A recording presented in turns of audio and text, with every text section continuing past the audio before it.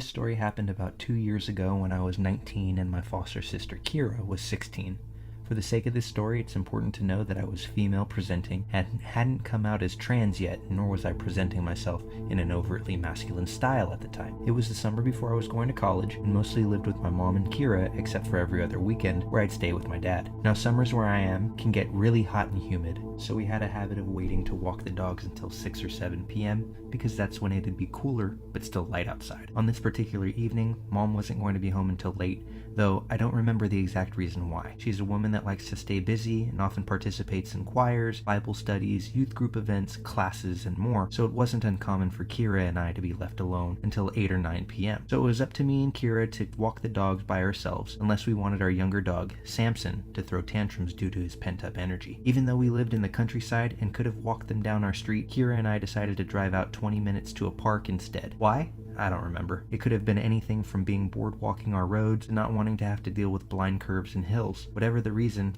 at around 7:30 p.m., Kira and I harnessed our 2 dogs, packed them up into the car, and drove to the park. Let me quickly explain the layout of the park so that it's easier to understand why we got nervous halfway through our walk. This park isn't very big, but it's popular because of its loop. The entire park is surrounded by a mile-long looping road with its attractions like playgrounds, ponds, and a small country hall spaced about in the inner side of the loop. The outer side is just grass, trees, and one playground at its end. Thus, it's common and expected to pass people walking the loop at least 2 times if you're walking in the opposite direction, but not if you're walking in the same direction, obviously. Any cars on this road can only drive in one direction because it's a one-way road. At first, everything about this walk was normal. I parked the car, we clipped our dogs to leashes, and we started on the loop. Every so often, we'd stop so I could take pictures of our good boys, particularly of Kira trying to wrangle Samson, who pulls like his life depends on it and weaves around because he wants to smell everything. It was while I was taking one of these pictures that the first encounter happened. A man who looked to be in his 40s walked past us, walking in the same direction we were, up towards the playground on the outer side of the loop. He smiled at Kira, nodded, said hello or cute dogs or something like that, and kept walking. I honestly didn't think anything of it. We're at a park at a time of day where it's common to walk around due to the cooler temperature, and people where I am generally are friendly. Smiling and saying hi is pretty normal no matter who says it. We smiled back, maybe said hi or thanks, depending on what he said, and that was that, or so we thought. This man passed us again only 10 minutes later, directly across from where we'd seen him previously. Just like he did before, he smiled and said hi. This time, Kira and I looked at each other once he was ahead of us and shared a, well, that was weird, expression. Just 10 minutes earlier, he had passed us walking up towards the playground and subsequently broke off from the loop, and he'd been walking in the same direction as us. This time, though, he cut in front of us, and he did it in a way where we had to stop to avoid running into him. Hell, he nearly touched Kira with how close he was walking. That was already weird in and of itself. The other weird part was him cutting past us in the opposite direction. The only way he could have done that was if he'd cut across the inside of the loop, since it would have been close to impossible to pass us at a certain point from the other direction if he decided to walk the opposite way of the loop than us. It came off almost like he wanted to walk by us again, but just like before, Kira and I brushed this weirdness off. This guy could have been enjoying a rambling stroll and doing his own thing for all we knew. Besides, we had 2 reasonably sized dogs with us, who'd mess with us. Not even 5 minutes later, this same man passed us again. Once again, cutting so close past us that he nearly brushed shoulders with Kira. Again, he smiled and said hi before walking off. This was officially the moment I decided we needed to leave. Sure, it's normal to pass a person at least 2 times walking this loop if you're going in opposite directions, but doing so takes a while.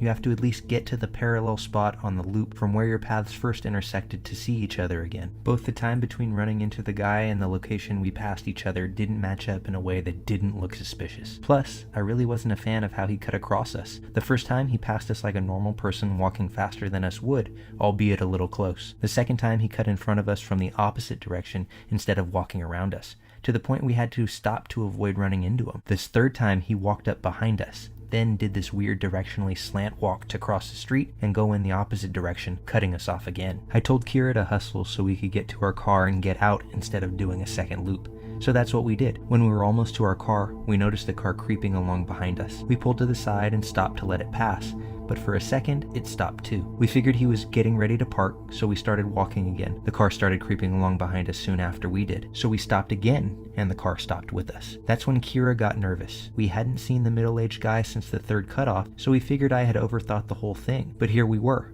with this tinted windowed car acting weird as hell. Was it the same guy back with his car? A different guy? We couldn't tell. Before anything could happen though, another car idled up to the one next to us, and whoever it was sped up to the expected 5 miles per hour. We got to our car pretty fast after that and practically picked up the dogs to get them inside of it. We got in and got out of there. My mistake, however, was neglecting my rear view mirror and the well-advised rule not to drive straight home if you're worried a stranger's taken too much interest in you. I was anxious, dumb, and primarily concerned with getting home where we could be safe, because home is safe, right? Nothing bad is supposed to happen to you there, right? I think we got home around 8 something. The sun had finally disappeared behind the horizon, but it wasn't fully dark yet, just that dusty purple color the sky gets before it finally accepts that it's nighttime. Mom wasn't home yet, so we got the dog some water, locked the doors, ate a late dinner, and chilled in the living room, talking about things that didn't really matter. It was almost 9:30 when the scariest part of this whole ordeal happened. There Kira and I were, sitting on different couches, talking about something or other, when we noticed the ceiling briefly lit up over where Kira was sitting. An important note here is that Kira was sitting on a small couch with her back to a window that faces the front of the house,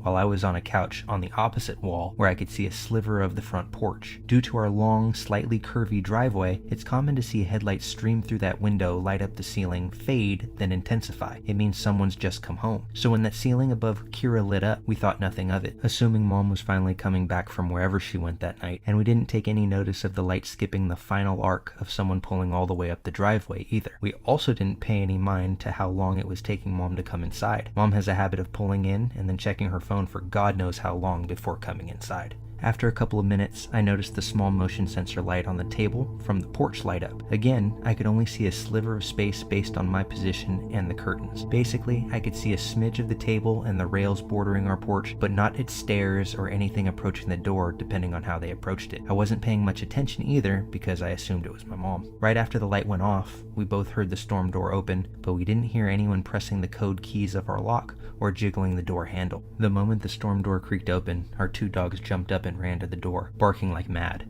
Our golden greyhound mix, Calvin, has a deep, scary bark which contradicts his adorable appearance. Samson, our dumb goofball son, who is incapable of hurting a fly but a big boy, jumps up on his hind legs and scrambles to find perches on one of the small windows in a desperate attempt to see who's outside. Immediately, the storm door slammed shut and we heard heavy footsteps on the cement of our porch. Calvin started going nuts and jumped up on Kira's couch, standing on its back instead of the cushions to look out the window. Samson ran out of the room and went out the doggy door that leads to the back porch, which has a ramp going down into a fenced-off portion of our yard. I couldn't move. I'd never understood really what it meant when people described their limbs turning to lead until that moment. It felt like I didn't have limbs, really. Like moving wasn't an option. If I moved, I might glimpse something or someone through the windows. The person could see me running through the house, freaking out, and decide to come after us after all. So I sat there, my mind steadily going blank as my heart sped up and limbs refused to move. In the game of fight, flight, or freeze, I'm the freezer. Kira, on the other hand, is a fighter. She spins around and looks out the window, but can't see anything because, besides the motion light on the porch, it's too dark. So naturally she gets up, grabs a stray dog toy, which just so happens to be a tug-of-war rope with a ball on one end, and opens the door. I tell her, very calmly, to shut the door and stay inside. She ignored me and stepped out onto the porch. She comes back inside after not seeing anything, but to my utter disbelief, she disappears to the kitchen, comes back with a knife, and goes outside again. This time she's gone for a handful of seconds before running back inside and slamming the door shut. Breathless, she tells me she went out a bit into the yard and saw the outline of a man by the rundown dog kennel we don't use anymore. When she saw him and froze, he moved. This time, she listened to me when I told her to come in and lock the door. I managed to call Mom despite my head being empty and my limbs being lead, and she convinced me to get up, make sure all the doors are locked, including the basement, and making sure the dogs were inside. I ended up making Kira go into the fenced-up section to drag Samson back inside because I couldn't get my legs to move after thinking about doing it myself. Cowardly, I know. After Mom got home and we looked around, finding nothing, we called the non-emergency number of the police, not wanting to bother them in case we were overreacting. 2 cops came by and walked around our yard and found nothing. We got the sense they didn't believe us, but instead saw us as 2 overexcited girls with exaggerated imaginations. Still, they humored us and told us, after we told them about the park, that if we think anyone might be following us or if someone's acting a little too creepy, not to drive straight home and to check if anyone's following us. Then they left. To this day, I'm pretty sure the only people who believe someone with malicious intent came to our home in hopes of finding 2 teenage girls is Kira and me. Whether it was the guy from the park, we're not sure. It's too coincidental, isn't it? That the day we have multiple encounters with this guy who goes out of his way to get close to us and a car inch alongside us, We also have an almost intruder encounter. Plus, there were too many details that didn't add up to us having an overly excited imagination. We both saw headlights. The motion detector on the porch turned on. The storm door opened and stayed open until Samson jumped up to look out the door's window. We heard footsteps. Kira saw someone, and the dogs don't run up to the door like that and bark their heads off if no one's there. I don't know if whoever was at our house was the same guy that ran into us at the park. If it was, I don't know if the reason he cut in front of us as close as he did was to test how our dogs would react to him and them not caring at all, or the first time wagging their tails convinced him that they weren't a threat. I don't know if he was in the car that inched behind us and stopped when we stopped. I don't know what would have happened if Calvin didn't have a scary manic bark, or if Samson wasn't tall enough to look out the high windows on the door. I don't know much of anything. What I do know is this. If you're out and about, minding your own business, and a stranger is taking a lot of notice of you, following you, frequently running into you, or whatever, trust your gut. Don't drive or walk straight home. Meander, get to a public scene, and just take your time. Pay attention to your surroundings. You never know who's watching you. I was 20, living alone on the ground floor of an apartment building. My living room windows faced the small parking lot for the building, which wasn't gated. I'd stay up late, watching TV or playing games almost every night. It was winter when I first moved in, so I'd have the blinds down at night to help keep the cold air out. Summer came and there was no AC in the apartment, so I'd open the windows and blinds at night for cool air. One night I'm lying on the couch watching TV when I get that feeling of being watched. I look over at the window and a man had his hands and face pressed against the screen, merely 3 feet from where I was lying, just watching me. I let out a blood-curdling scream, and he did not even blink. Terrified, I jumped up, grabbed the phone, and screamed that I was calling the cops. He still just stood there, completely motionless and dead-eyed. At that point, I yelled that I'm getting the neighbor and started walking towards the door, and he finally took off. I locked the window and stayed up all night, completely on edge. My boyfriend at the time came over and stayed for a full week. He made sure to leave the blinds open and sat at the edge of the couch closest to the window to make it known I wasn't alone. The creeper didn't show up again, so eventually I got comfortable thinking it was an isolated incident of some rando wandering around the parking lot to break into cars. Maybe another 3 weeks after that, I get home late from waiting tables and park in the lot. I get changed, grab a snack, and head to the living room to play games. I start to raise the blinds to open the windows and let in cool air, and the creeper is standing right there with his face pressed against the screen. He was not standing in the parking lot when I pulled in, as I parked right by my window. I can only assume he was waiting around the corner of the building, watching me come home and timing my movements. This time, I grabbed the phone and immediately called the cops. I was shaking, crying, completely hysterical. The creeper takes off. Cops come and say they'll have someone patrol the block when they can, and my boyfriend immediately comes over. He wants to stay with me until I can get out of there, so I start looking at different apartments. About 3 weeks later, I have an apartment lined up on a high floor in a doorman building, because at this point, that. My boyfriend had to go out of town for a few days, so I decided to go stay at my friend's place because I certainly wasn't going to be there alone. I'm at my friend's place for 2 nights, but wanted to run home and grab a few things I'd forgotten. She goes with me for obvious reasons, and we go in the afternoon, not dark. We decide to hang out for a bit and play games together because it's daylight and there is activity around the building. No AC, so I hesitantly raise the blinds to get fresh air. I'm terrified opening them, then laugh to myself because I do it, and of course no one is there. I open the actual window and see 2 large holes cut into the screen, right above the latches you push in to lift it. They were definitely not there 2 days ago. My blood ran entirely cold. The creeper knew my boyfriend was gone. He was watching and saw his car was gone. I'd left my car there as my friend picked me up, and we always left a light on in the living room to make the creeper think we were awake. So he saw my car, thought I was home, saw the light on, yet proceeded to cut holes into the screen to break in. I have no idea if he actually gained access, but seeing how bold he was terrified me. How long had he been watching me? Learning my patterns and getting gradually more aggressive with every interaction. I still sometimes get a chill when I raise my blinds, and it took a long time getting comfortable living in anything but a high-rise. Thanks again for the lifelong PTSD, creeper. One day when I was an elementary schooler, I think probably 3rd or 4th grade, I was awoken by my mom in a rush. She had overslept, and since she always woke me up in the morning, this meant that I too overslept. And now there was just no way I was going to be ready for school early enough to get on the school bus. If I remember correctly, school started at 8 a.m. and my bus picked me up at 7 a.m. But it was already like 6:40 or something, and I was still in my pajamas and hadn't even had breakfast yet. So Mom decided that today we would just tell the bus driver to go on ahead and she would take me to school, which would give me plenty of time to get ready. So I'm sitting there at the dining room table eating breakfast, still in my pajamas, and it's now about 6:50. We hear the bus pull up about 10 minutes earlier than usual. My mom peeks her head out the door into the foggy morning and she waves the bus on. She closes the door and comes back inside, but the bus doesn't pull away. There's a knock at the door, and Mom opens it up to find a man in a bus driver uniform. He explains that he is the substitute driver because the regular driver is called in sick. He says he knows he's a few minutes early since he wanted to get an early start on the route since he did not know it well. Mom explains to him that she was going to take me to school since we woke up late. He gets visibly upset and said that he can wait a few minutes since he's already running ahead of schedule. My mom insists that no, I won't be ready to go in a few minutes and tells him to go on ahead. He seemed angry about this, but turned around and got back in the bus and left.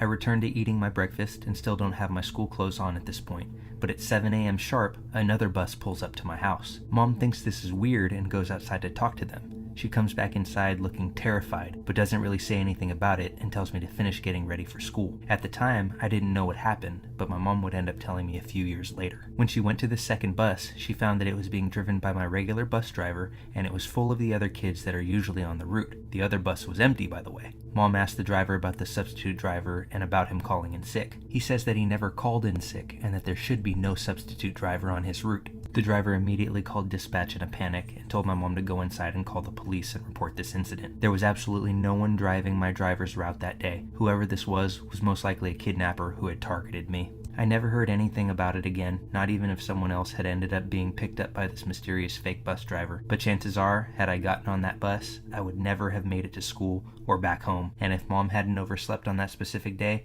I would have been on that bus.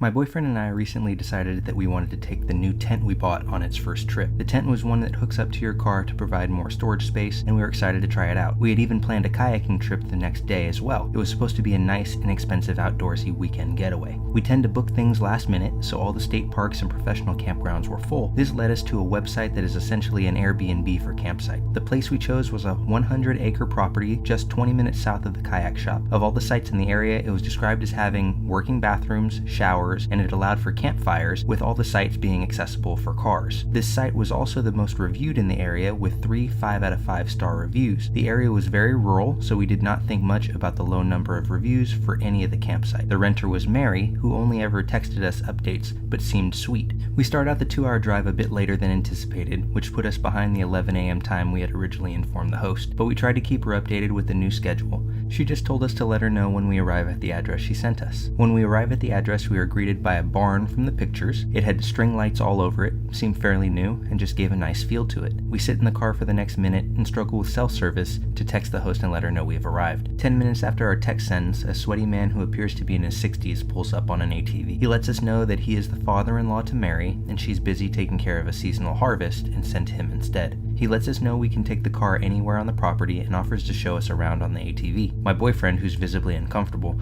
declines the offer and asks a few more questions about the woods and how far into them we are allowed to take the car. Anywhere. There are no designated campsites. We can go anywhere, and the ATV man even offers to pull my car out if it gets stuck. We ask one final question about cell service, and he jokes that if we were from around here, we would understand that reception works better on one side of the barn than on the other. I am from around here and thought it was funny, but once he said that, I realized he didn't have an ounce of an accent for here like he should. Eventually, he leaves and we begin exploring the property on foot. The barn is nice and maintained. It was fully lit in the middle of the day with the string lights decorating the interior too. It's insulated and has a working kitchen. The only warning we got was to not drink the water. It seemed like a place that would host small 50-guest weddings. We walked past a shed out behind the barn to get to the trails that ran through the woods. After going through a hike that my car would have never survived, we decided it might be best to just camp by a small creek, and we chose a spot on the side opposite the barn. We were still within walking distance, but we used my car as a buffer to feel a bit more isolated. We choose our spot and then go into the main town to eat and walk around. We message Mary about the fire policy, and she tells us that they will deliver a fire ring to the barn for us to take to camp. We arrive back at the barn about an hour and a half from nighttime. We drive by the barn and the lights have been turned off. We assumed it was on a timer as to not waste energy or money. We also noticed the fire ring had not yet been delivered. We start the grueling 30-minute setup in the sticky heat and reward ourselves with a nice sit in an air-conditioned car. We notice it looks like it's about to rain, so my boyfriend and I pull out a card game and wait for it to pass in the car. It only lasted about 10 minutes, but the sun is starting to set. The tent held up nicely, so we felt okay leaving it for a second. Needing to use the bathroom, we start walking to the barn. As we cross the creek, we hear what sounds to be like someone in the shed moving things around. A bit unsettling, but I tell my boyfriend that maybe they used equipment today, and it's just sitting in there making the cracking cool-off noises that it sometimes does. We get to the barn and the lights are still off, but the fire ring is there. We go in and check just to make sure the power is off and it is not just the lights outside. None of the light switches will work, so we assume the power is cut. Again, maybe it's just on a timer, no worries. We step out of the barn and get 10 feet away, and we hear a hum in the distance to the opposite side of the shed. The power to the barn is restored. We change direction to go use the bathroom, but as soon as we step inside, the power cuts again. I start to get a weird feeling, and I can tell he has it too. I look to my boyfriend and say, maybe they're just watching us. I immediately follow it up with, no, that's a lot worse. We walk back outside and the lights turn on. My boyfriend says that we need to leave, and I have the same gut-wrenching primal fear. We put the ring back by the barn since we had moved it about 10 feet, and the barn lights start flickering. We briskly walk back to the car. Being from Appalachia, I know better than to run. The 30-minute setup was torn down in about 5 minutes, and we jump in the car and lock it. I managed to get my car going, thanking God that the rain did not get my car stuck. We start toward the driveway, and just as we made it to the road, my boyfriend looks back and sees a man standing by the shed, watching us. As soon as my car pulls off onto the road, we get a text from Mary letting us know that the fire ring is out by the barn. She also informs us that we are welcome to stay in the barn if the rain had messed up our camping experience. We arrive at a nice hotel, willing to splurge for the safety. At this point, it's 10 p.m. A sweet older lady checks us in, desperate for validation and just comfort from anyone. We tell her what we had just experienced at the campsite. She looks shocked and asks if we had seen the news lately, which we both respond that we had not. The lady tells us that couples in the state had been going missing. All of them had gone camping. 3 couples were truly missing, and one was recently found on the side of the freeway, slashed near to death. They are still recovering in the hospital. We couldn't find many articles about where in the state, but the look on the lady's face suggested it was near us. By the time we got to our room, and nearly in tears at this point, we look at our phones and see a single text message from Mary saying, "Thank you for staying with us."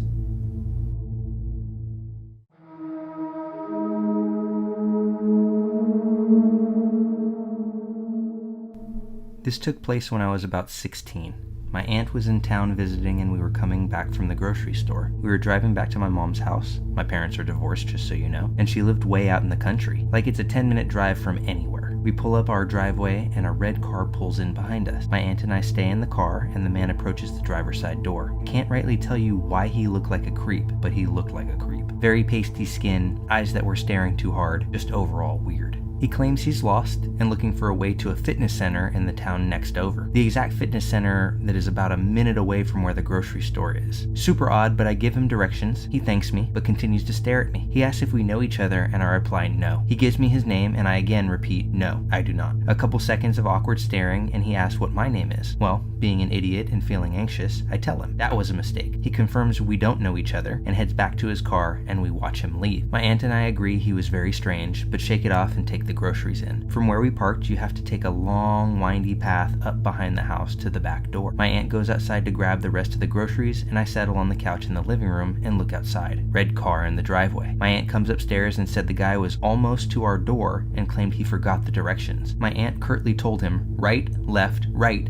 and then told him to leave. The directions were truly that simple when following the main roads. I'm freaked, she's freaked, but we never see him again. A month passes and I'm chilling at my dad's and posted something like, "I'm bored at my dad's house, who wants to chill?" on Facebook. Guys, always set your page to private. Several minutes later, I get a message from the same guy asking if I wanted him to come over. I'm home alone and understandably terrified. I immediately block him and tell my dad, who goes to one of his cop friends to see if they know anything about the guy. Well, this man was kicked out of a local university for stalking and had 2 other counts of stalking on top of that and a restraining order. Another month goes by and I'm in study hall with a friend and he is telling me about this guy who was stalking his older sister. I don't remember the specific details, but it was definitely the story of someone being stalked. The craziest part was this stalker almost drove this girl's brother off the road in an attempt to get him to pull over. Once pulled over, stalker jumped out and was making his way to my friend's vehicle when my friend noped right out of there. I'm sure you guessed it, but the stalker and the creep I ran into were the same person. To add to the creep factor of this all, fast forward 6 months, and apparently he was arrested for attempting to kidnap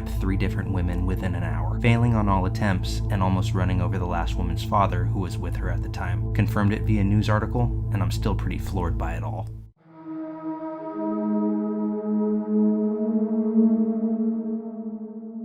I'm a 21-year-old female, and I drive from Miami, Florida to Daytona Beach nearly every other week.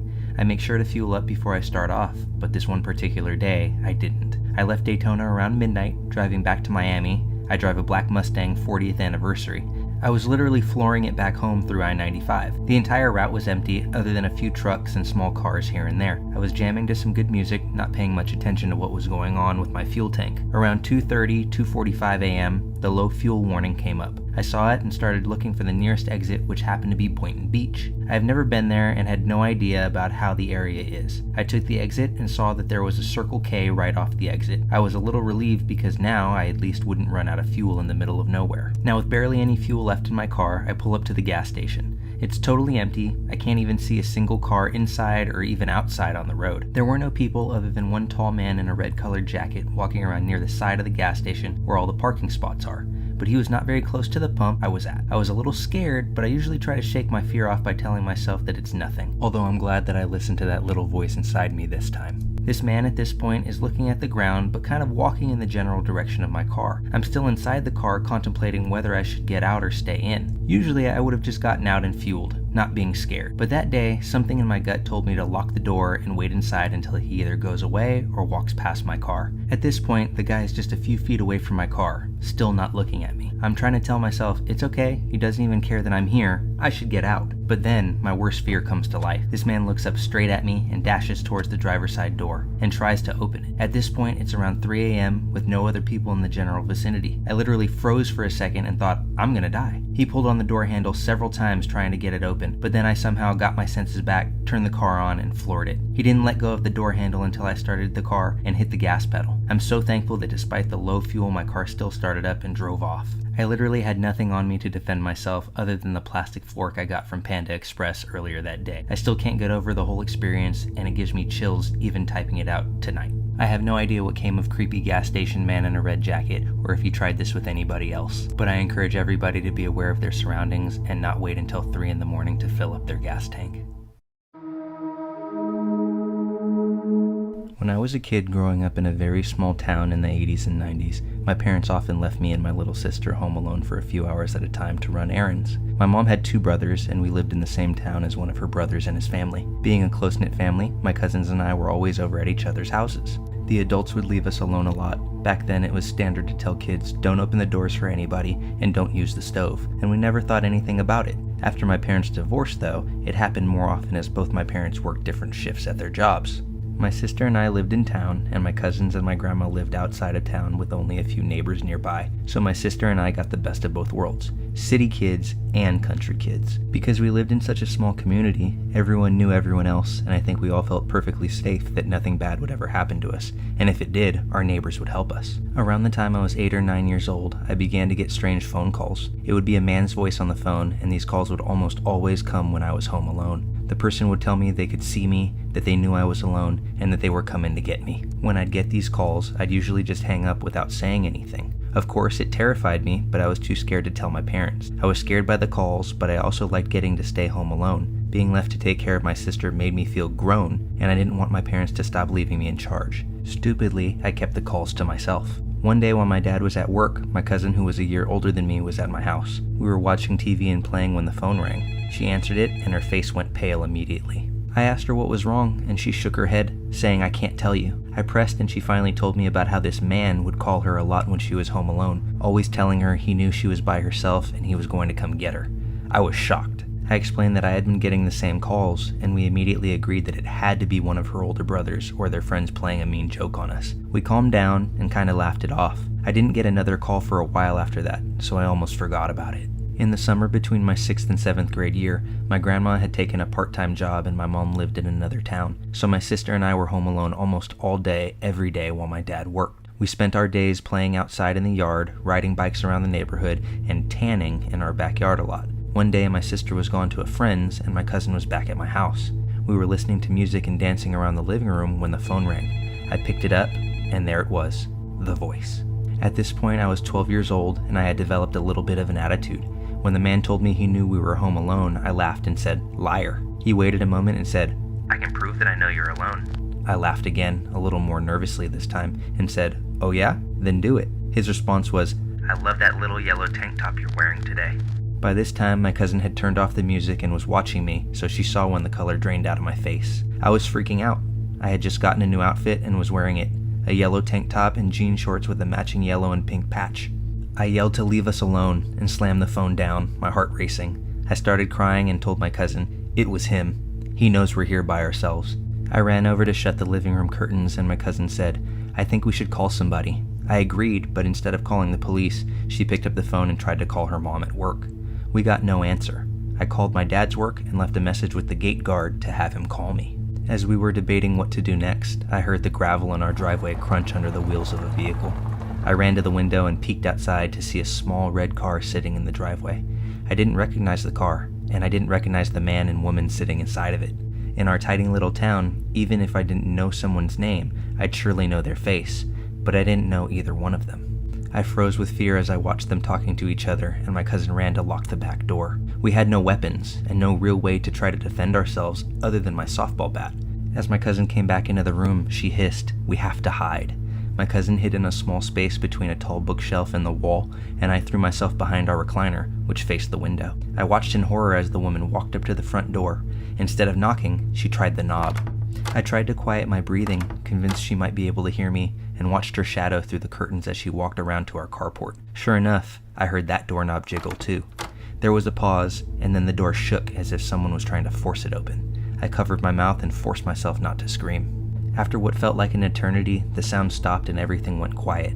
I was too afraid to move, so I just waited. I have no idea how much time passed, but eventually we heard the car backing out of the driveway. Once I got the courage, I ran to peek out the window again to make sure they really had left. I saw no trace of the red car, but I was still racked with fear. I told my cousin she could come out and we hugged each other in relief. Even though we were scared to go outside, we decided to get on our bikes and ride to the office my aunt worked in. Once we were there, we told her everything. The phone calls and how long they'd been happening, the red car, and the description of both people inside. She immediately called the police and we had to give our statements about it all. When my dad got home from work, he asked me why I had called the gate guard and my aunt filled him in on everything. And from that moment on, we weren't allowed to stay by ourselves again until I was probably about 16. We never heard anything else on the case, and we also never got any more phone calls. It's been years and I still think about the situation often. We never found out who made those calls or who those people in the red car were. The phone calls could have just been some mean prank, and those people could have just been trying to simply rob the house, but the coincidence that day was crazy. I have no idea if the man kept watching us as we grew up, but the whole thing definitely made me paranoid about a lot of things, and I always make sure to keep a weapon near me at all times when home alone.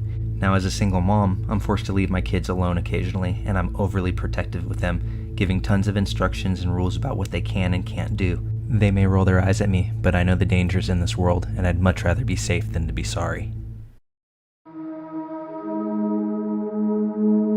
This story happened a few years ago when I was in my early 20s and studying in Paris, France. I was going home from uni. I usually took a short bus ride and walked the rest of the way. That day I felt slightly uncomfortable.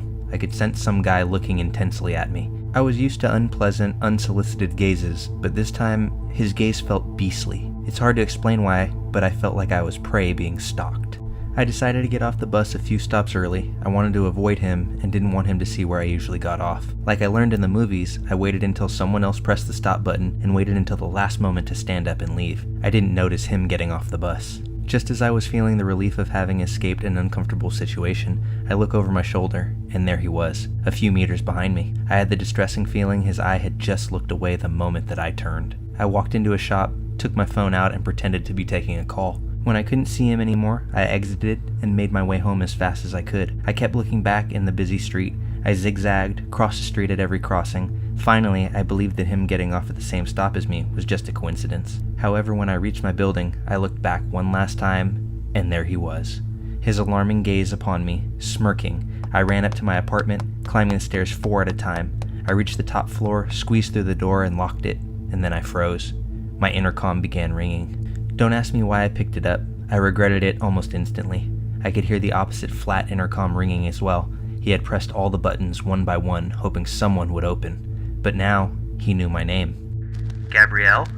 I felt like a deer in the headlights, frozen. Open the door, please, said in a pleading voice. I just want to talk to you. Somehow I couldn't move or speak. Come to the window, he added. Look at me. You'll see I'm not a bad guy. Something clicked. He wanted to locate my apartment in the building.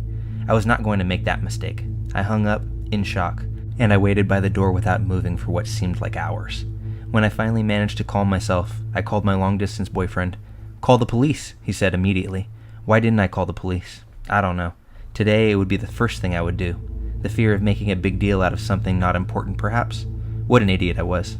I called my best friend instead. I didn't want to feel alone. I told her all about it, and after a while I felt better. Safe. We started laughing, but suddenly the intercom rang again. 2 hours had passed since I'd come home. I answered. "Gabrielle," said the voice. "Open, please." I still remember the chills I felt. He was still there. He was there all this time. I was silent, petrified. He was silent, but I could sense his trepidation. "Gabrielle, let me in. I'm so thirsty," he said. "Just give me a glass of water." This broke the tension, and I hung up. Curled up in a corner, literally in recovery position, terrified, I waited. I was scared to make a sound. I knew he couldn't hear me from the hall, but I was scared to even breathe. The intercom rang again, and again. I didn't answer this time. I crouched to the sofa, fell asleep in exhaustion. I heard the intercom ring one more time in the middle of the night. I woke up in the morning, afraid to leave my apartment. I called my dad, who came to pick me up. There was no one in the hall, but there was a note in my mailbox. "Gabrielle, I'm a nice guy. You should have opened to me." We immediately went to the nearest police station. The police listened and of course told me that I should not hesitate to call them. My dad called a locksmith to install a digicode on the building door that same day and wrote a message to each of my neighbors asking to not open the door to anyone they didn't expect. He sat in the cafe in front of my building with 2 friends every evening for a week. I never saw the stalker again. After this episode, I used a different route to and from uni every day. I kept my phone tightly in my hand and looked back every few meters. Today, I'm still very observant of my surroundings. I never answer the door if I'm not expecting anyone. And to anybody that this may reach, please don't be like me. Call the police.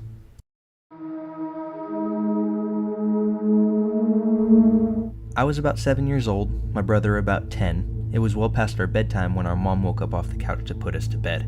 Our dad worked construction out of town back then, so it was often just us 3 at the house for weeks at a time.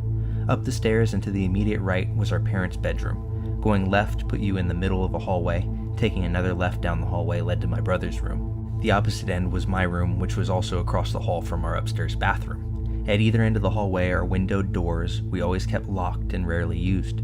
The door on my end led to a balcony overlooking our front yard, and the door on my brother's end opened to our back porch.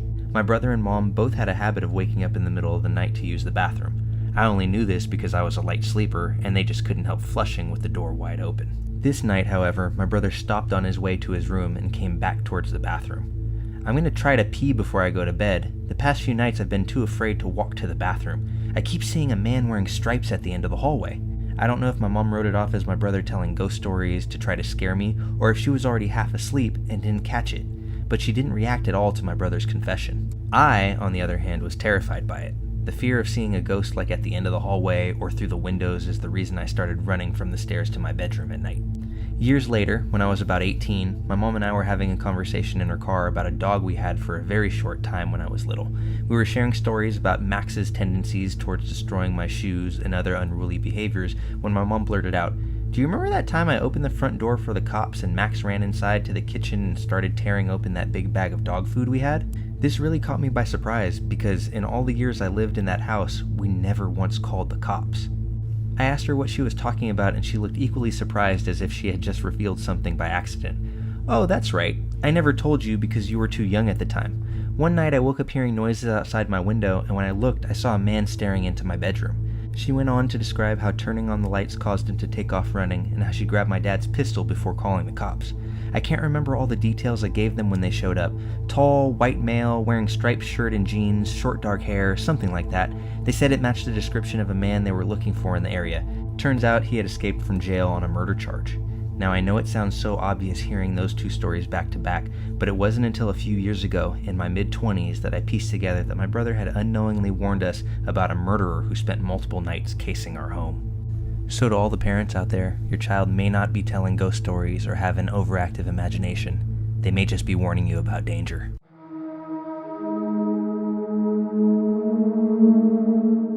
Last December, I was visiting my family down in Florida, and we spent some time on Treasure Island. My brother and I took our dog down to the beach at about 2 a.m. to play some fetch and drink and have a good time. If you walk along the water, you can reach a few restaurants and bars along the hotel line of the beach. Out of nowhere, we see someone walking pretty quickly in our direction from over there, and a few moments later, we can make out that they're being followed. My dog is arguably pretty well trained, and I've never once had her run off without permission, and never once has she not instantly returned when called.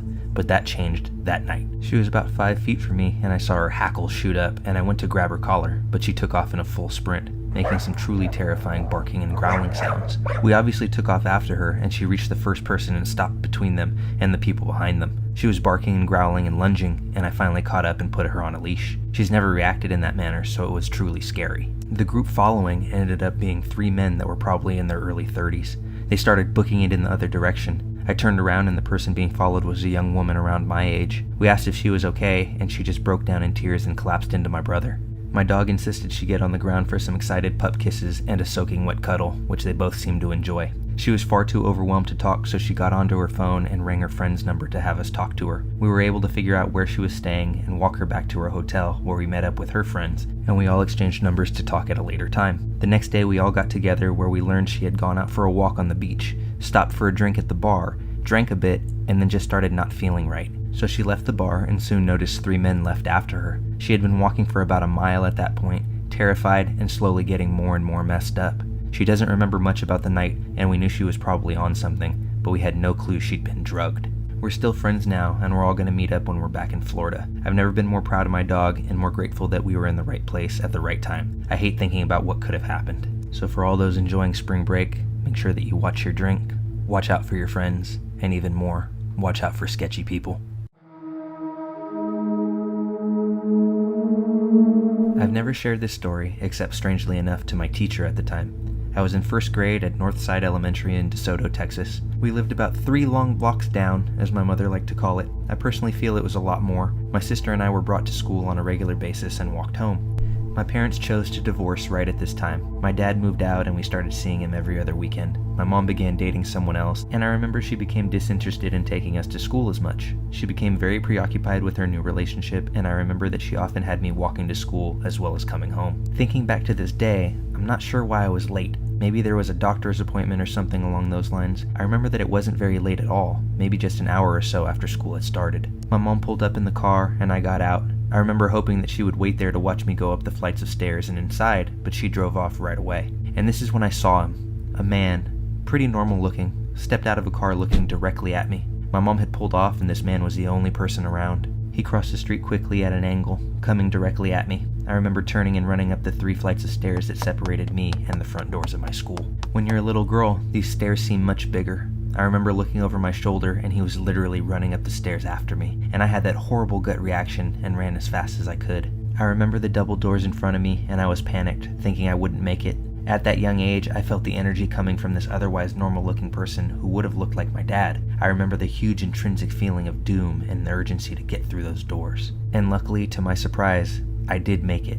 I immediately turned around and saw him, standing on part of the second set of stairs, and he just stood there staring at me as I looked at him from inside the building. Then, looking very frustrated, he simply turned, walked back to his car, got in, and pulled off. I remember telling my teacher about it. Maybe a week later, a police detective showed up to interview me about what happened. This makes me think it may have been connected to something else that happened in the area at the time. I don't think I've ever been that afraid in my life, and it was a powerful fear to say the least. Through that fear, though, I'm glad that I listened to that little voice telling me to run. Who knows where I would have been without it. And to all the parents out there, make sure you take an extra beat just to make sure your kids get to where they're going. It could make all the difference in the world.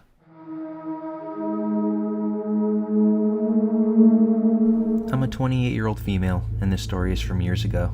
Let's just say my name is Jenna for the story's sake. I haven't been back to the same place since, but I always share this story with my friends. It's become a favorite whether they believe me or not. I used to visit my family's cottage up north for summer vacations and 4th of July, things like that. It's a waterfront cottage facing a lake surrounded by a dense forest. It's located on a private beach, so you see your neighbor every once in a while. Everyone comes up north about the same time, so it wouldn't be uncommon to have a chat with others, and thus, everyone knows each other and subsequently their business. My cottage sits between 2 others. One is inhabited quite frequently and one is abandoned. My family and neighbors know the European family that owns it. I just assume that they hold on to the property to maintain some sort of tangible asset in the United States. Back when I was young, around the ages of 18 to 20, my cousins, brother, and I would get away from our family to go smoke in the abandoned cottage to avoid any sort of scolding. It was fun, an empty cottage with some furniture that was a time capsule from the 1980s. We would peer around and look at the old brown love seat, the dark den, the main living room adjoining the dining area, and the cute little kitchen with old wine glasses lying around. It wasn't exactly a secret that others had been through the abandoned cottage as well. There were smoke joints on the ground, footprints, old beer bottles with modern labels, and furniture was always moved around from one position to another. However, the cottage was never spruced up. It was never cleaned nor organized, so we knew that the owners weren't coming by. It was random explorers doing the same things that we did. Upon some curious investigation, we saw a basement. We opened the door and saw a staircase that led to a floor that was pure dirt. It looked like a cellar from what I could see. I stood at the top of the stairs looking down and saw exposed brick. Nothing particularly interesting. Of course, we would try to freak each other out, saying someone lived down there, that there was a serial killer living there, or there was a corpse collection buried under the dirt floors. So none of us would go down there with our independent conviction. It would have to be on a dare or a display of bravery.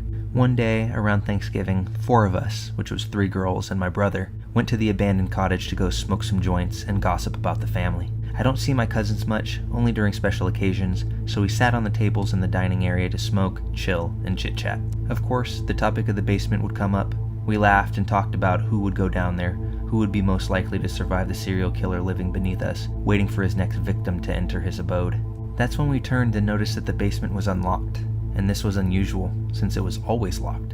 The one occasion where it was unlocked was when we took a look, or one of my brothers would go down there to freak out all the girls and prove his macho, so to speak. We would always lock it afterwards though, purely for the feeling of reassurance. We chalked it up to other teenagers just like us having visited the cottage before, and all of us girls made my brother get up and lock the door. He stood, looked us all up and down, and jokingly said something along the lines of, "You guys are just wusses. Always get a man to do the scary thing for you." We laughed, but he was the guy. If there was someone down there, he would be the most likely to defend himself. He's a big dude, 210 pounds and 6'5". He took maybe 3 steps before there was a loud, audible knock. Considering that this cottage was quite old, I thought that it came from the side of the building. I don't think that there's any significant insulation that would prevent an audible knock from being heard. I instantly looked at my brother, who with a smug look on his face, said, "You know, if you ask me to do something for you, don't mess with me while I'm doing you a favor." I looked around, waiting for one of my cousins to fess up and mock his masculine courage. It seemed like everyone was resoundingly confused, anxious, and waiting for the same thing I was. I guess my brother saw their reactions and didn't see mine, and then concluded that I was the source of the suspicious knock since my back was turned to him. "Very funny, Jenna. You think you're such a joker," my brother said with a chuckle. This is when I turned to look at him, and I think that he saw my anxious face at that point. I thought that maybe him walking on the old floors unsettled some of the structural integrity of the building. Maybe it was one of our parents messing with us, but I didn't think it was from a foreign source. I quipped at him, "Just go lock the door." He continued walking towards the door, but it opened slightly, and he stopped dead in his tracks. "We're going now. Forget that door," one of my cousins sternly said. We all got up from sitting at the tables, we gathered our things, and we quickly made our way to the front door, not daring to look back. My brother was the last of this anxious conga line that was created by the bottleneck of the only exit. I heard significant footsteps coming from the back of the cottage. I thought it was my brother, and I turned back and I swear to God, I saw a hand opening that basement door. While I may have been the only one within our party to see that hand, I certainly wasn't the only one that heard a foreign voice say, "Go." We ran faster, dropping bottles, pipes, and shoes. We ran so fast that our flip-flops flew off. I knew it wasn't any of us, not even one of our parents. It was a low, stern voice from afar, and my brother was right behind me. When we made it back to the safety of our own cottage, we were all thoroughly flustered and terrified, and began the process of trying to figure out what it was that we just encountered.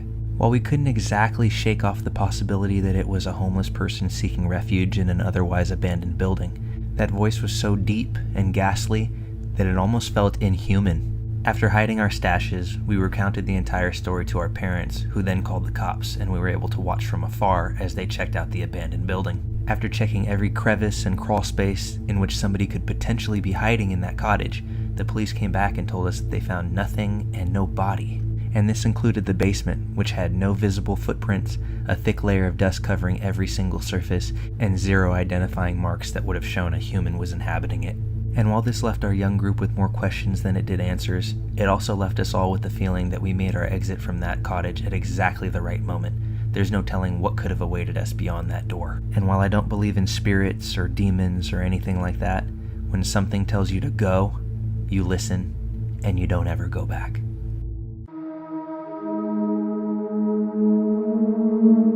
This is a true story, and every time I tell it, it happens to grab the attention of everybody in the room. Upon reflecting with a friend, I figured it's time to share. In the summer of 2020, my friends Alex and Violet and I decided to go on a mountain vacation. COVID cabin fever had hit us hard, and we were desperate to get out. We had settled on a mountain estate and planned to camp and hike at several different locations. For one night, we thought it would be fun to book a cabin in the woods. Violet's parents had rented a fire tower once and loved it, but a cabin beside a fire tower was all we could find. It was cheap, clean, and secluded.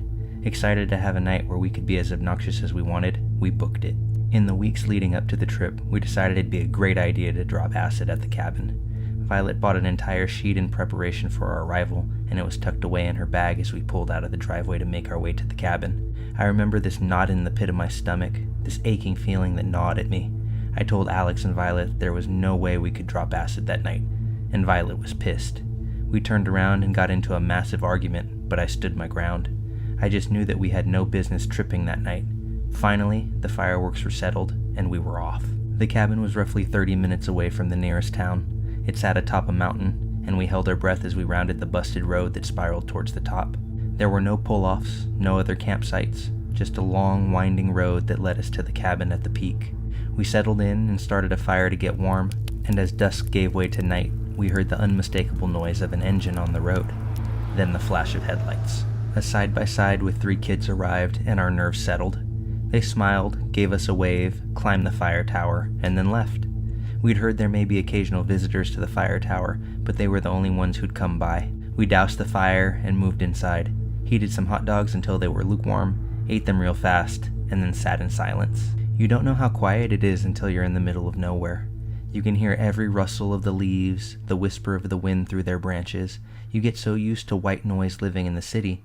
There's always the hum of an air conditioner or the dim roar of traffic to focus on. Here, the closest thing to white noise was the sound of your own breathing. We jumped at every noise, too frightened to speak to one another, and finally, I'd had enough. I cracked a few wine coolers, passed them to Alex and Violet, and slapped a board game down on the table between our bunk beds. It didn't take long for us to loosen up, and we were laughing, having the raucous good time that we'd envisioned. Much more sober than we'd thought, but enough that we were able to ignore the rumble of the woods. Later, we'd all recall hearing noises in the background.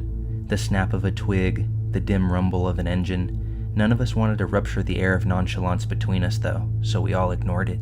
That was until a human hand reached up to the window between us and slapped it 3 times. We were screaming in an instant. Alex called 911 and put them on the speakerphone while handing me his cell phone. He grabbed pokers from the fireplace and passed them out. Violet started calling family members and saying her last goodbyes. I held my breath and listened for any more noise. Whoever this was, whatever this was, would have heard us call 911, and now they were being careful to make a silent retreat. Police arrived 20 minutes later, and that's great time for a 1 a.m. emergency call.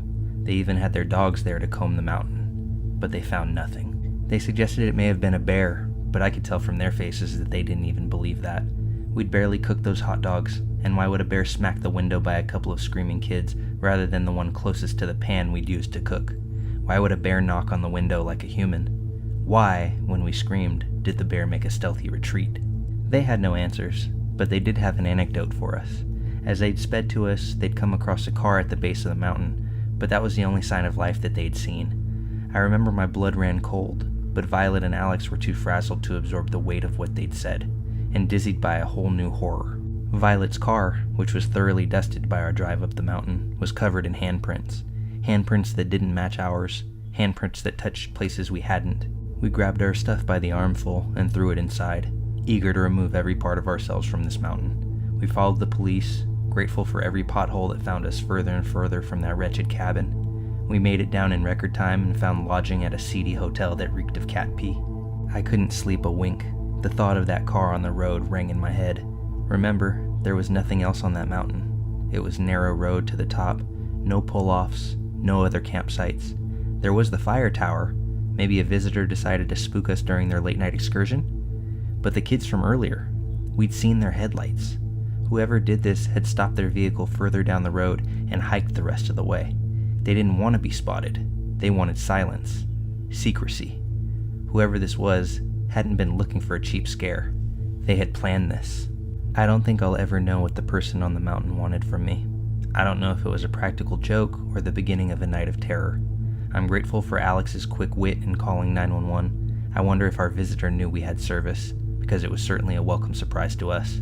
Perhaps that was a wrench in his plan, enough to spook him before he could make things ugly. In all truth, I don't know if I want to know. I think I'm just content to never be in that situation or to ever be in that damn cabin ever again.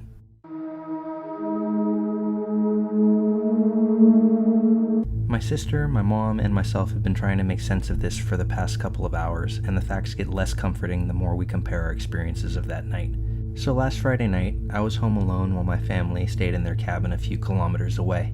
I'm used to staying home alone, as this exact scenario is very common in the summertime, especially while I'm working and can't travel from the cabin and back. I'm not usually jumpy or afraid while I'm home alone anymore, because I've gotten used to the odd creaks and unsettling noises of our old house. I was especially comforted by the fact that my sister's dog was also in the house with me that night, and most noises could be attributed to him, and if anything were to happen, he would act as a guard dog of sorts and alert me to anything odd. At the same time, however, he's the type of dog to bark at any noise or person walking past the door or windows, so I'm used to hearing him bark or growl at all hours of the night.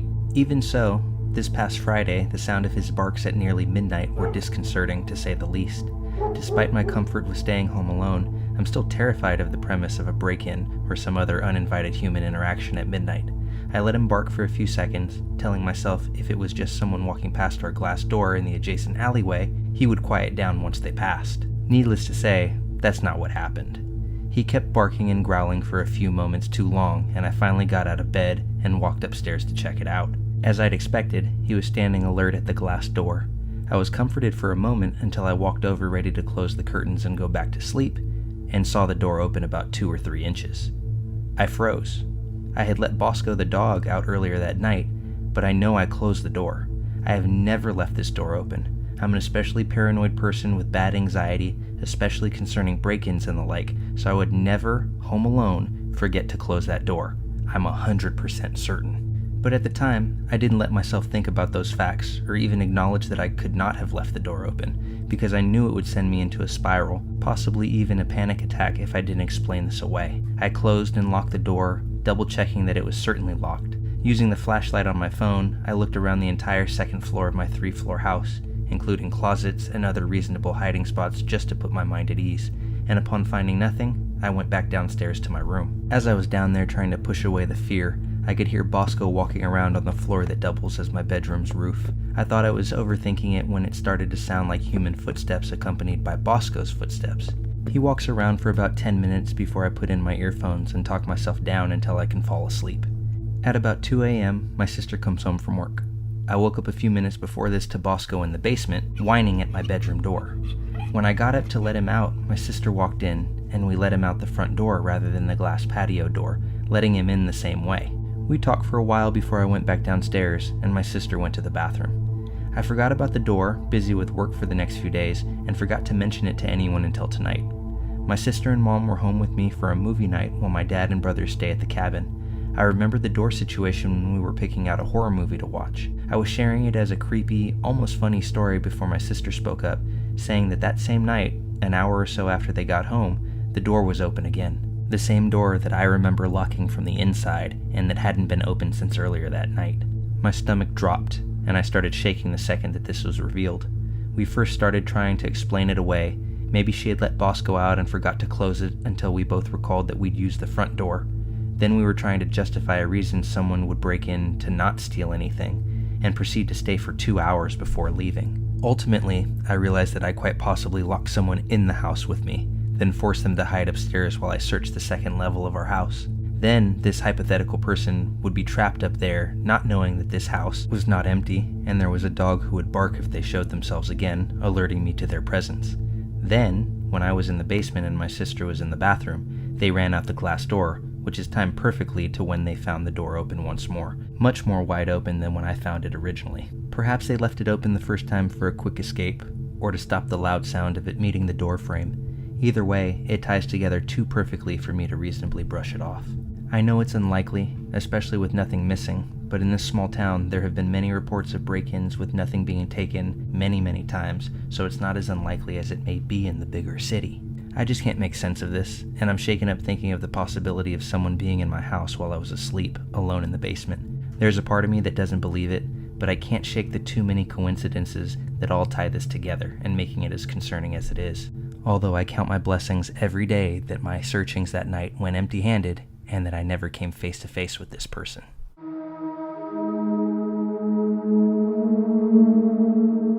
I got off work around 11 p.m. this night. The sad part about this is that I volunteered for this shift. If I had never offered, I would have never experienced this. The apartment that I rent is on my college campus, and my campus is an open one, which means anyone can enter at any time. As a female, I guess that's pretty unnerving. However, I always carried a pocket knife and pepper spray to keep myself safe. I always found myself parking pretty far away from my apartment since most parking spots were already filled. I finally found a parking spot, but thank God I checked my surroundings before I got out. There was a fairly tall, grimy old man standing about 50 feet away from me. This sent chills down my spine because he stood so still, almost like a mannequin. I could see his bloodshot eyes. They were wide open. Now I knew I wasn't getting out of the car, but what the man yelled to me made my heart pound out of my chest. "Come here, pretty girl," he said with a slight, creepy grin on his face. I don't know why I did it, but I shot the bird at him, probably because I had a feeling he was a pervert or something. I put my car in reverse and backed out of the parking spot, keeping my eyes on the man.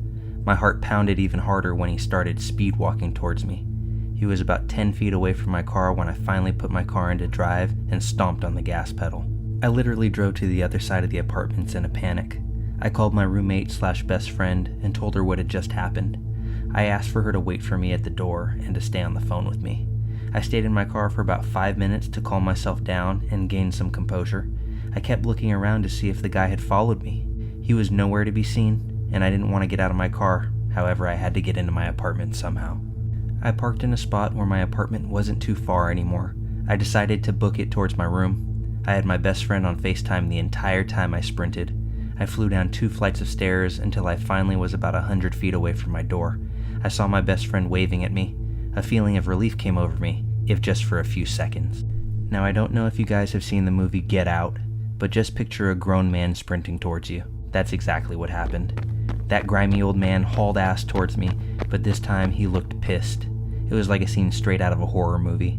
I don't know how he found me, and I don't know what his problem was, but I could have broken the national record for the 40-meter dash that night. I darted towards my door. Thankfully, I reached my apartment just in time. Right when my best friend slammed the door, the man's fingers got caught in the crack. He screamed and tried to shove the door open, but my best friend and I surprisingly shut him out. This happened about a year ago. My best friend and I never spoke on it, ever. I never saw the man again. I never volunteered to work another night shift. I never worked another night shift, period. And I never, ever shot the bird at anyone else.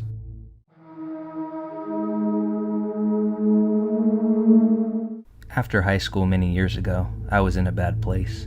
My guardian had kicked me out after graduation, and she didn't help me to find a new place to stay. So I lived in my car for a couple of months. I met some heavy metal dudes at work one day. I had seen them around town, and all my other friends knew who they were, and everyone loved them. We became friends over a couple of months, and they offered for me to move in with them. I agreed, but looking back on it now, I wish I had just stayed in my car. My 2 main roommates were brothers named Andrew and Seth. They were in a band, and they also sort of believed in the occult and everything of that sort. I never really believed in that stuff, but I'm not one to tell someone what they should or shouldn't believe. They had let me live with them rent-free for several months, so who was I to complain? Being the only female in a house full of young men, I was always looking over my shoulder. You never know who you can trust, and turns out I was right to worry. Over time, their friends started to stay with us for longer periods of time, sometimes weeks on end. Their friends were another group of brothers that they had gone to school with. There were 5 brothers in total, but only 2 stayed with us consistently. The younger brother, Mark, was very polite. He cleaned up after himself and always helped with the household chores. The other brother, Adam, had a laundry list of mental problems. He had apparently done some bad drugs back in the day, and it had developed into somewhat of psychosis of religious sort. He had done time in prison for assaulting a woman with a Bible. He would often look you in the eyes and tell you he could see how you would die. Everyone in the house knew he had these problems, but he was their friend. They helped him through the hard times and gave him a place to stay. Otherwise, he would have been out on the streets. I was always on guard around him after these things were told to me. No one else seemed to be as concerned as I was, but they should have been. One day, I was sleeping and my phone happened to ring. It was my boss, and he asked if I could come into work an hour early. It was only noon, and I was broke and had nothing better to do, so I said yes. I got up and began getting ready to leave. I walked out into the living room to see Mark and Andrew sitting on the couch, while Adam sat on the floor by the TV. He was watching scripture videos on YouTube, some real end-of-days stuff. That was fairly common, so I went about my business. I said goodbye and left for work. My shift at work was coming to an end when the phone rang. My boss answered, handed the phone to me, and said, "It's for you." I was just a cashier, so I assumed it was a friend that couldn't reach me on my cell. I answered the phone and heard a man's voice that I didn't recognize. "This is Detective Williams. Something happened at your apartment today, and we need you to come to the station to talk about it." I left work immediately. I had assumed one of the brothers had been arrested for drug dealing or something, but I was very wrong. I got to the station and was buzzed in. An officer escorted me to a small, cold room with a camera. He gave me a bottle of water and left me by myself for about 30 minutes. My mind was racing, thinking about all that could have happened. He came back in and informed me that Adam had stabbed and killed Andrew at around 1 p.m. I was shocked, to say the least. I had just left the house an hour before it happened, and everything seemed fine. I asked if there had been some sort of fight. The detective informed me that there hadn't been a fight, and it seemed to have happened out of nowhere. I gave my statement to the police and left with nowhere to go, still in shock and confused out of my mind. Our apartment was a crime scene, so I went to another friend's house to watch the news report, since the police wouldn't give me any information on the case. Over the next few days, more information began to be released. Adam hadn't just stabbed Andrew once, not twice, but he had stabbed him over and over and over again, nearly decapitating him. After the murder, he ran down the road, still holding the murder weapon. He called 911 and informed them what he had done. I watched the news report in horror. We had known he was unstable, but this? He had fully confessed to the brutal murder and provided police with his notebooks.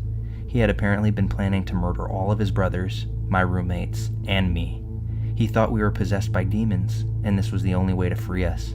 Luckily, none of his other intended victims were there that day. Mark, unfortunately, witnessed the murder, but he luckily escaped. If I hadn't gotten that call from my boss, I wouldn't be alive today. The real lesson to learn here is if you ever walk in on somebody watching videos about the end of days, be cautious, for it may be the end of yours.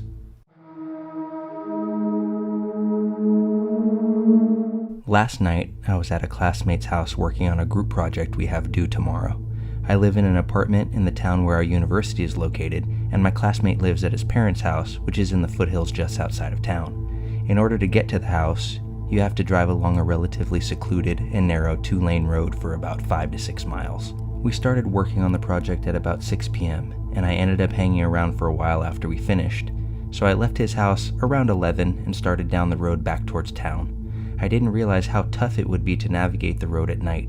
There were no streetlights, and the road was unkept and riddled with potholes.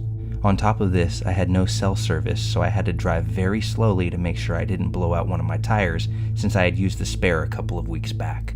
I figure I was about 3 miles from the house when I rounded a tight corner and saw a pickup truck with a camper shell parked diagonally across the road. The manner in which it was parked completely impeded my path, and I couldn't drive around it because there was a gully on both sides of the road. The only way for me to go at this point was backwards. At first I couldn't see inside the cab, but when I turned on my high beams, I saw that there was a man slouched over in the driver's seat, his head resting against the steering wheel as if he had been knocked out after a bad accident. I immediately sensed something was wrong. The way his car had just coincidentally come to a rest in a position that totally blocked the road was a big red flag for me. I had heard stories of people playing dead in the road as a way to lure unsuspecting people out of their cars so they could rob them. I decided in this moment to head back to my classmate's house and explain what was going on. I threw my car into reverse and kept my eyes darting back and forth between my rear view and the truck. I looked and I saw that I was almost to a pull-off where I could turn around. But when I looked back, my heart skipped about 5 beats.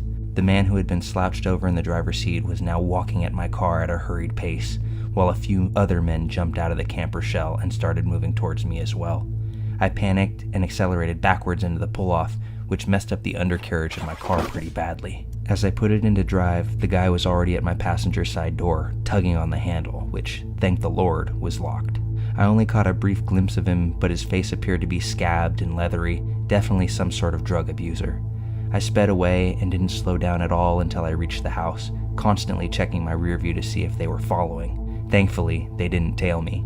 After what felt like an eternity to get back to my classmate's house, I was able to reach it and explain what had happened, and we called the cops. I was grateful that my buddy's parents were kind enough to let me stay the night as well. They never did find anyone on that road matching the description, but I filed an incident report and they told me they would be on the lookout for similar vehicles and suspicious activities. I'm still very much shaken up over this experience, and I keep getting the same adrenaline rush that I got when I saw the guy charging me whenever I think about it. To anyone driving on lonely stretches of road in the dark of night, please be aware because there are some scary leather-faced people out there that may not have your best interests at heart. So this happened when I was around 10 years old, and it's something I'll never forget, and it still gives me goosebumps to this day. I live in a terraced house, and my neighbors and I each have our own little patio. There's a small road about 30 feet from my yard where people do their Sunday walks and so on. Only a small fence separates my small yard and my patio from the road. I live in a pretty crowded area with several of these terraced houses spread around in my neighborhood, so seeing people walking on the road is pretty normal for me. Seeing random people standing on my patio is not. When I was younger, I usually got home from school about an hour before my mom got home from work.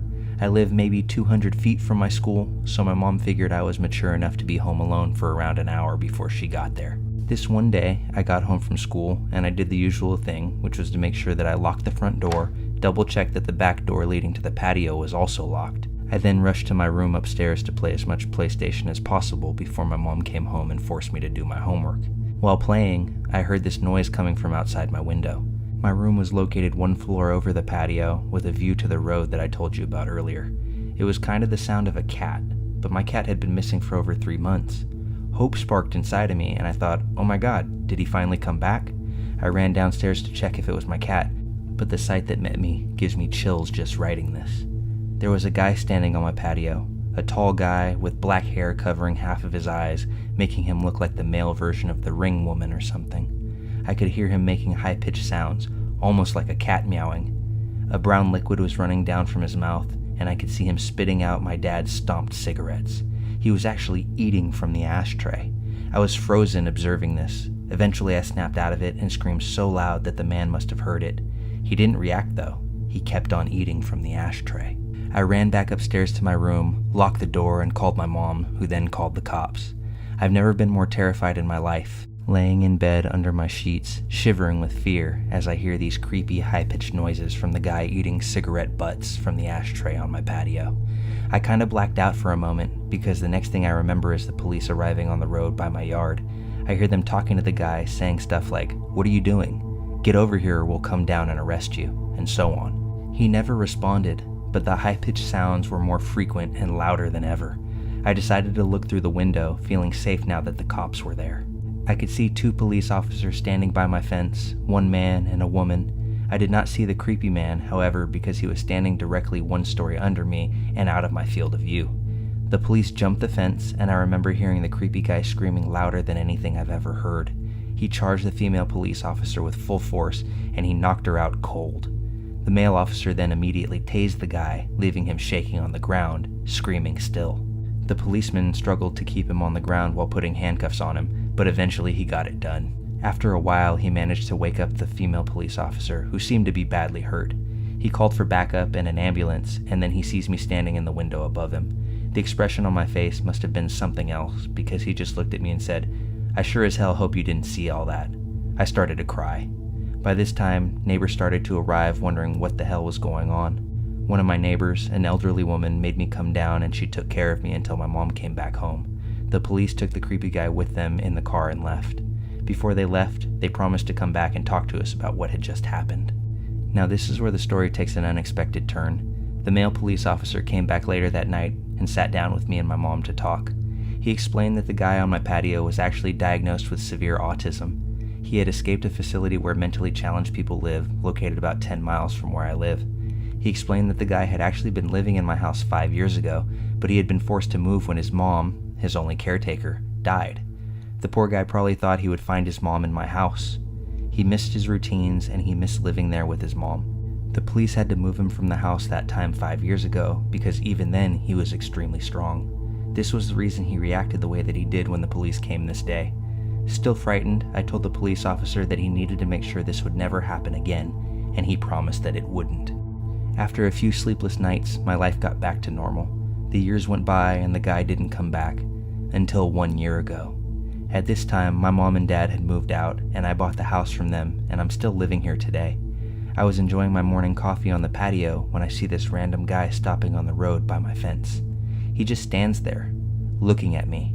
I look at him and give him a nod, and then I hear the high-pitched noises that I heard all those years ago. It's him. His hair had turned gray, but the high-pitched noises made me realize. My heart started racing, and I instantly remembered the reason why he was back. I realized that he must have managed to escape again. Because I kept my cool a bit longer than when I was 10, I started to realize how sorry I felt for the guy. 16 years later, and he was back to look for his mom again. I decided to carefully ask him if he wanted to come down to the patio. He instantly jumped the fence. I started to think he would knock me out like he did to that police officer, but he didn't. He smiled. He looked at me and smiled. I offered him to sit down. He didn't respond. I offered him to come inside. He started laughing. We went inside, and his face lit up with pure joy. He was home. It reminded him of the life he had had with his mom. It almost made me tear up. All of a sudden, he sat down on my couch, turned on my TV, and switched it directly to cartoons. I observed him for a while. He was just completely focused on the cartoons. I just wanted him to enjoy the moment, so I didn't say anything to him. I realized I had to call the facility to let them know. The caretakers arrived 10 minutes later. After a lot of convincing, he got back up, crying, and they went back to the facility. I called down there a few days later, and we made a deal. His name is Tom, and I now consider Tom my friend. Every Sunday from the day he returned, Tom and his caretakers visit me to watch cartoons. They say it's the highlight of his week. Now, for several years my thoughts were, let's not meet guy on the patio eating from my ashtray. Now my thoughts are, let's meet every Sunday to watch cartoons, my friend Tom.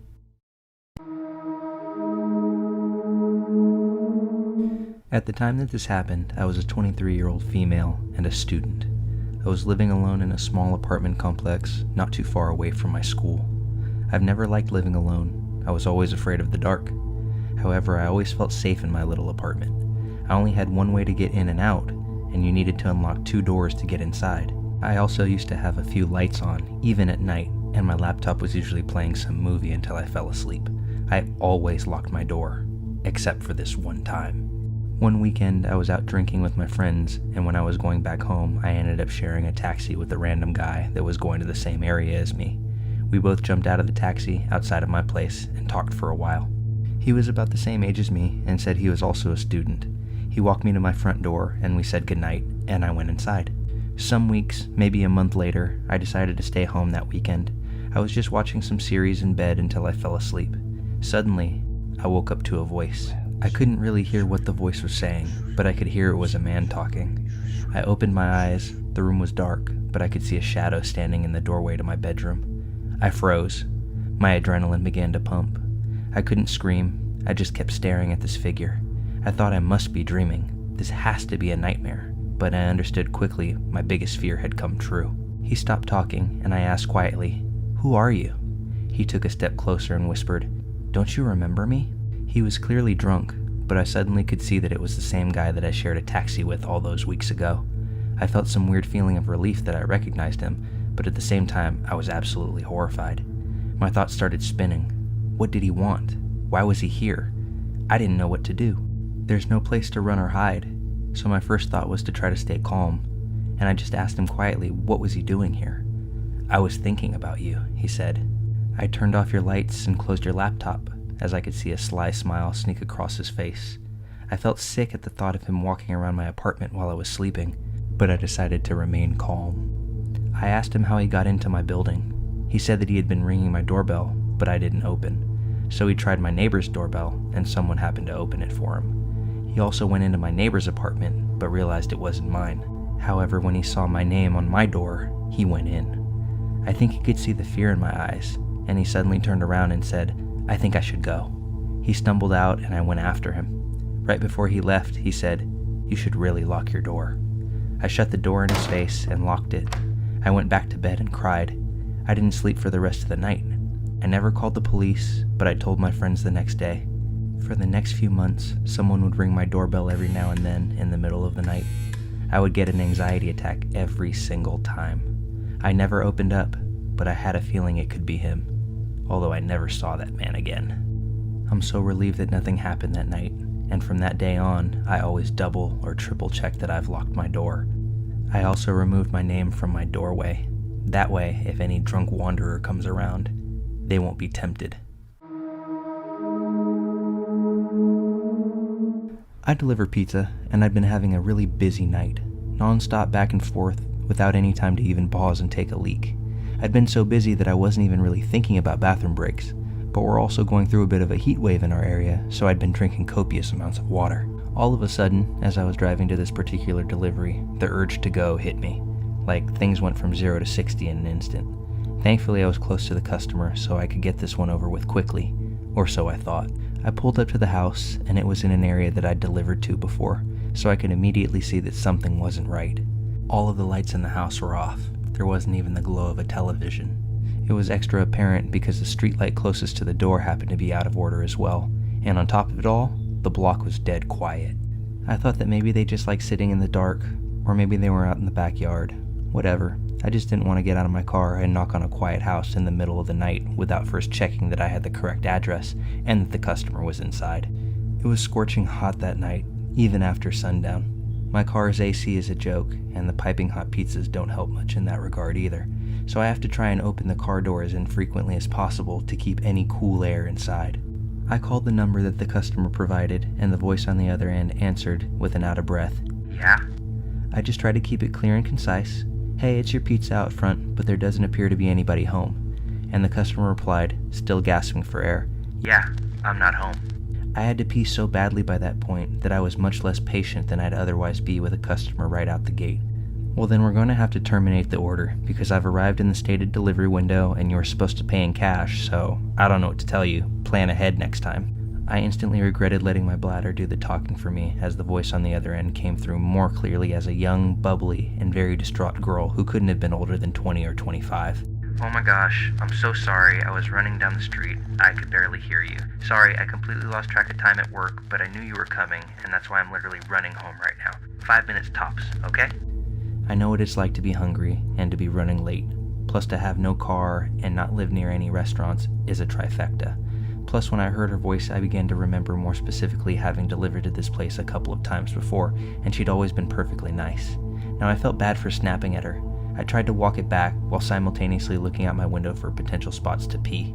"No need to rush. See you when you get here." I hung up while surveilling the street, and was starting to think that I was really out of luck. All the other houses had people in them, and were close together, so there were no clumps of trees or out-of-the-way patches of land or anything. Of course, I had just tossed my empty water bottle at the last delivery, because I'm an idiot. Finally, I decided it was escalating to the point of an emergency, and the safest bet was to use the bush in front of this woman's home. She wasn't there, the streetlight was out so no one would see me, the people who were home were inside, my car was parked across the street, and we're a small shop who don't wear uniforms, so if someone did spot me, they'd have no way to connect me to my employer. I scurried over to the tallest bush in her front yard. She didn't really have much of a yard, more just a walkway lined with bushes and flowers that ran adjacent to her front door. The biggest cluster of bushes, the only one where I could be sure there would be no visible splatter on the side of the house, was about 4 feet from her door. I looked both ways, unzipped, and let fly. After the initial millisecond of relief, I noticed that the sound was way off, more like landing on something solid than something leafy. I started panicking, thinking I'd aimed wrong, but once I start, I can't stop. So I keep squinting in the darkness to see if I was hitting a key rock or something and could just move over a few inches. Instead, all of a sudden, I heard a way more concerning noise. A deep voice exclaiming, "What the f***?" And before I could turn around, assuming I'd been caught by a neighbor, a man came leaping out of the bushes.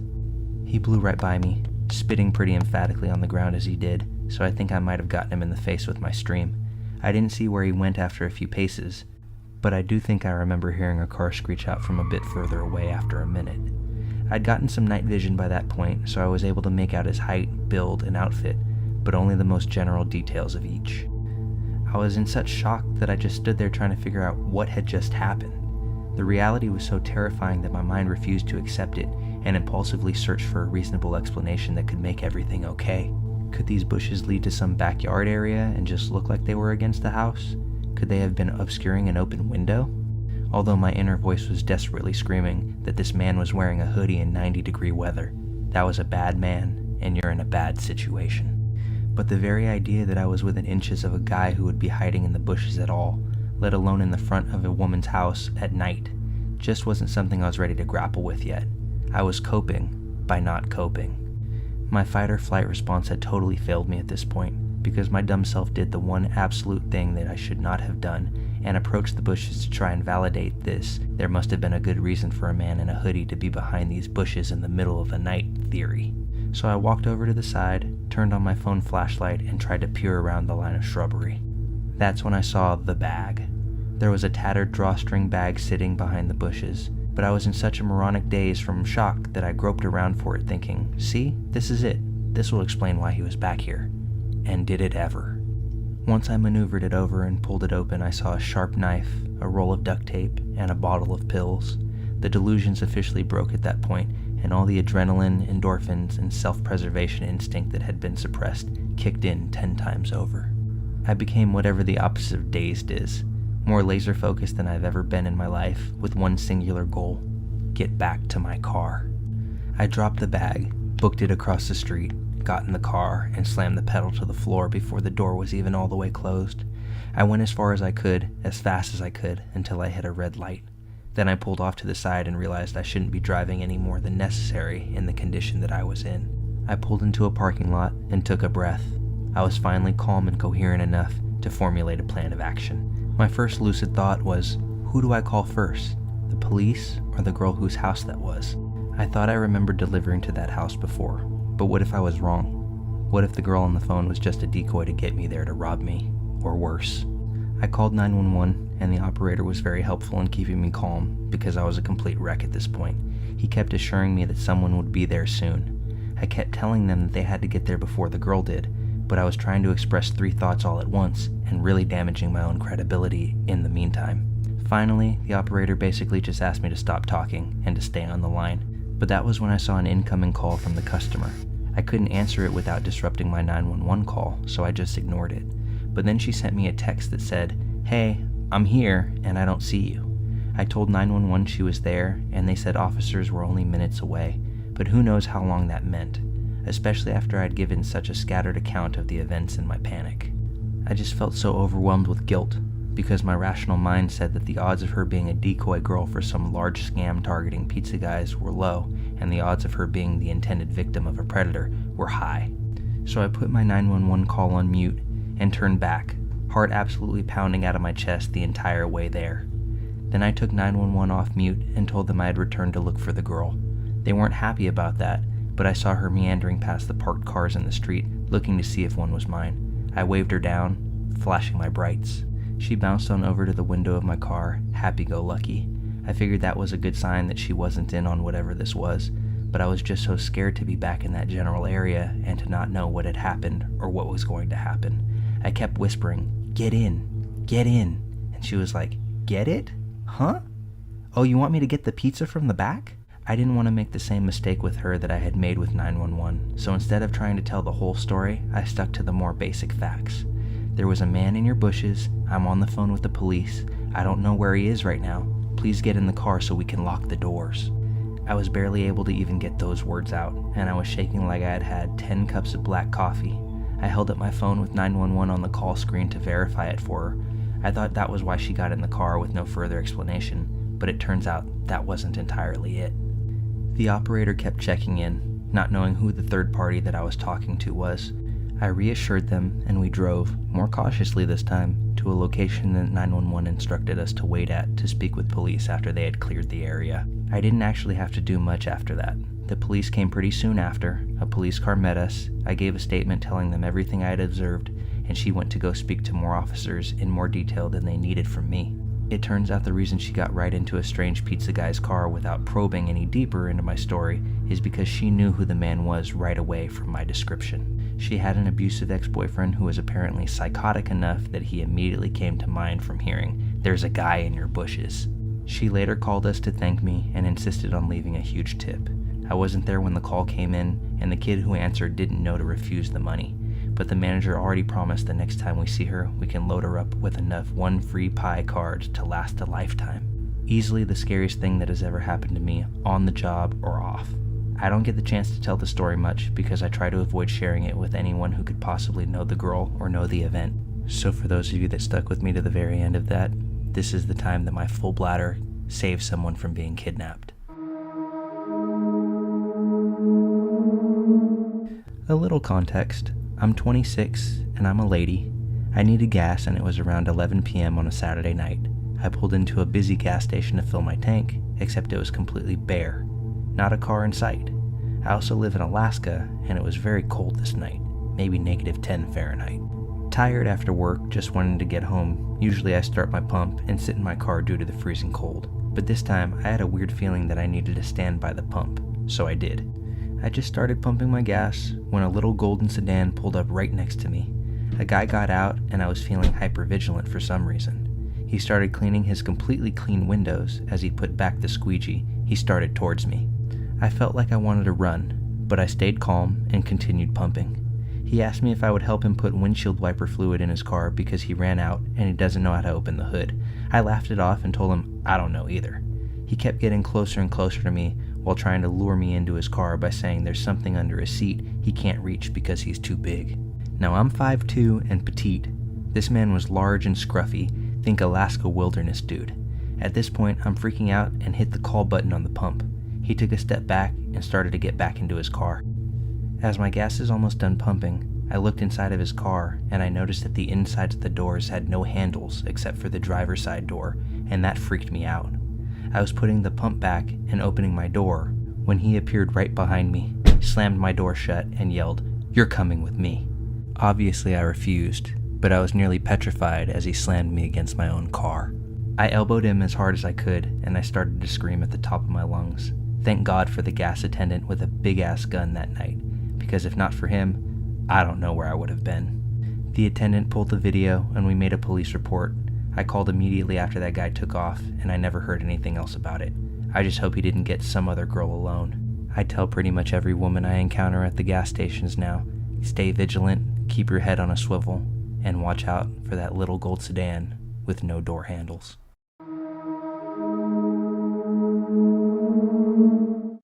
I want to preface this story by saying that I haven't always had the easiest of lives. I was once an addict, and while I've been clean for some years now, this is one of the 3 or 4 close calls that I've had in my prior days while living on the streets. I was hanging outside a Walmart in my city one evening, and it was probably around 10 p.m. Not having much to do or anywhere to go, I was as usual just killing time. This guy approached me and we got to talking. He seemed like an okay guy at first, and explained he was just heading inside to boost a few things, and that he knew a guy out in the suburbs that paid top dollar for merch. When you're on the streets, this is a quick way of scoring, trading stolen merchandise for either cash or drugs. So I agreed to wait for him while he went inside, and then the plan was to hop on rapid transit to go meet this dude and score. He returned about a half an hour later, and we started to head to the subway, and were chatting about what kind of stuff we both had to trade. I was also kind of looking forward to getting top dollar for my products, as he had explained that this guy was quite generous. Now in retrospect, I should have caught this play right from the beginning, as I'm quite sharp usually, but being dope sick, I wasn't thinking very straight. All of a sudden, this girl shows up and starts walking beside us. She introduces herself to us and ends up tagging along. On the train there, she's talking about Jesus and all the great things that are going on in her life, which also should have stood out, but like I said earlier, I was rather oblivious. We got off at our stop and started walking to the merch dude's house. Now on the way there, it became very evident that these two knew each other. There was a bit of whispering going on, and what originally flagged my intel was when the Jesus talk stopped and the sinister stories of living on the streets, as well as other dark stories, started and persisted the rest of the way. This began to trigger my nervousness. We finally got to the merch guy's house, no lights on, and there was obviously no one home, but the idiot dude kept knocking on the door as if the guy was expecting him. At this point, I knew there was no merch guy, and this was just some random house. We left the property, and I swear to this day, the look on both of their faces screamed nothing but darkness. We were walking up a hill, and he was telling me how, now that his friend wasn't home, he had a plan B. I looked behind me as we were walking, and there was now another guy following us about 10 feet behind. And as we crossed the next intersection, a guy traveling towards us from the adjoining sidewalk turned in front of us and was now walking about 10 feet in front of us. Now the guy and the girl are right beside me, myself wedged right between them, and this girl is talking about human trafficking and what happens to people during ransom scams, and really starting to scare me. So yeah, now alarm bells are going off full tilt, and I'm wondering what I did in this life to end up in situations like this. Flying on absolute instinct now, I tell the both of them that I have to tie my shoe and stop walking. I look down, and without looking up, I drive my right foot down into the guy's knee, which hyperextends it and leaves him on the ground in a heap. I look up, punch the girl in the throat, and she hit the deck as well. The two guys in front of me were now a couple feet away, coming to grab me. I slipped out to the left and sprinted across the street, all the way up to the next intersection. There was a bus coming in the opposite direction, so I turned to left and sprinted to catch it where it was pulling over to stop. As I caught up and got on it, I glanced back over my shoulder, and to my surprise there was no one behind me chasing me. I was completely out of breath, and the bus driver just said, "Calm down there, partner. There'll be another bus in about 4 hours when the sun rises. No need to run that fast to catch this one." I gasped the words "thank you," and the bus pulled away. In about 5 minutes, I was back at the original subway station we had gotten off at. I caught the last train back downtown and literally cried the whole way.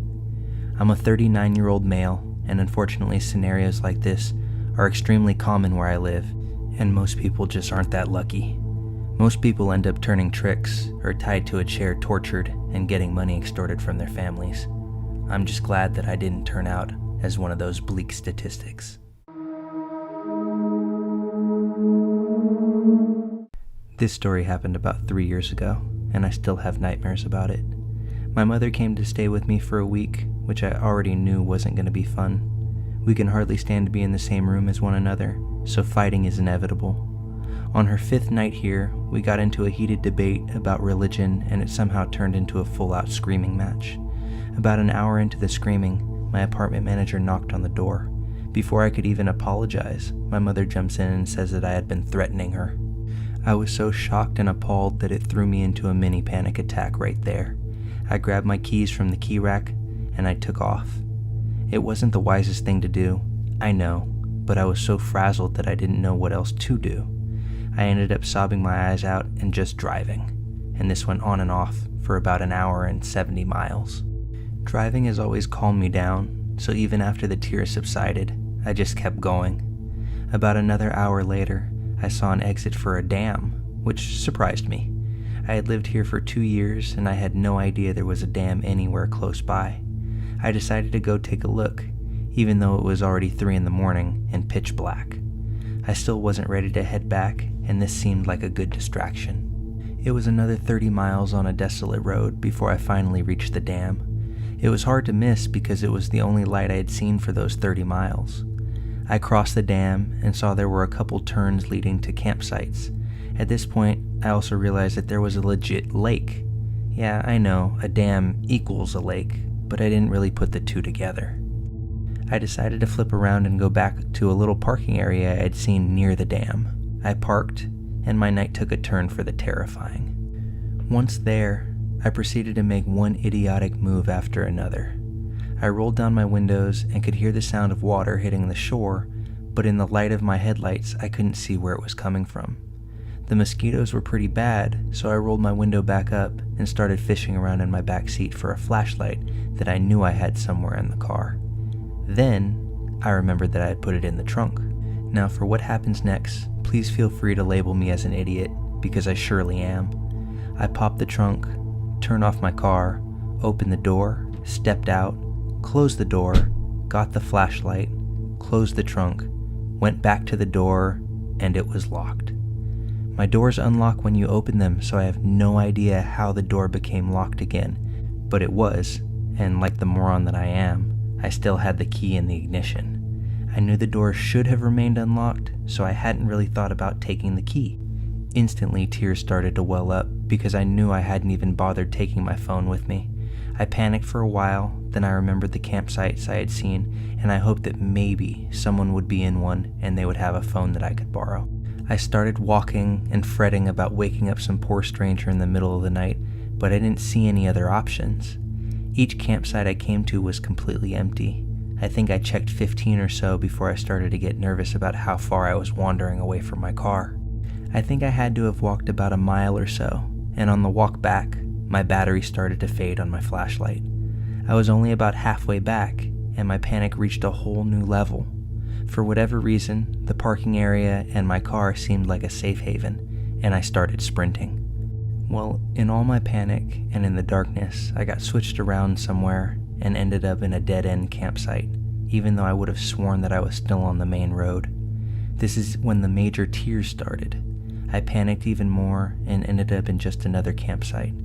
It felt like I was just getting more and more lost, and I couldn't hear the water anymore, so I calmed myself and decided to stay put till morning, which I knew wasn't too far away at that point. I sat down, wrapped my arms around my legs, and proceeded to try and rock myself into calmness. It worked pretty well, until I saw him. I had my eyes closed as I rocked, but then I heard a dull footstep. I looked up, obviously startled, and saw him standing only a few feet away. He was massive, probably about 6'4", with a large but not fat build, looking like a football player or something. In hindsight, it's amazing I hadn't heard him approaching sooner, or smelled him. For a second, all I could do was stare in horror and gasp out incomprehensible words.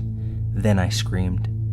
It only took him a second to cross the distance between us, but I didn't even have time to properly get up before he had his hand around my throat, choking me. For reference, I'm not particularly big, 5'3", 130 pounds, not skinny, but not fat either. To him, I was nothing more than a little rag doll. I wasn't even sure of what was happening, but I was being jerked around by my neck and arm. His hands were huge, and every place he grasped and pulled felt like he would snap something. When the movement stopped, I was in his lap with my head pressed against his chin, and one of his legs partially crossed over me. He was half cradling me, half grappling me. I was too dazed to make a sound, but when I tried, his hand would tighten over my throat again.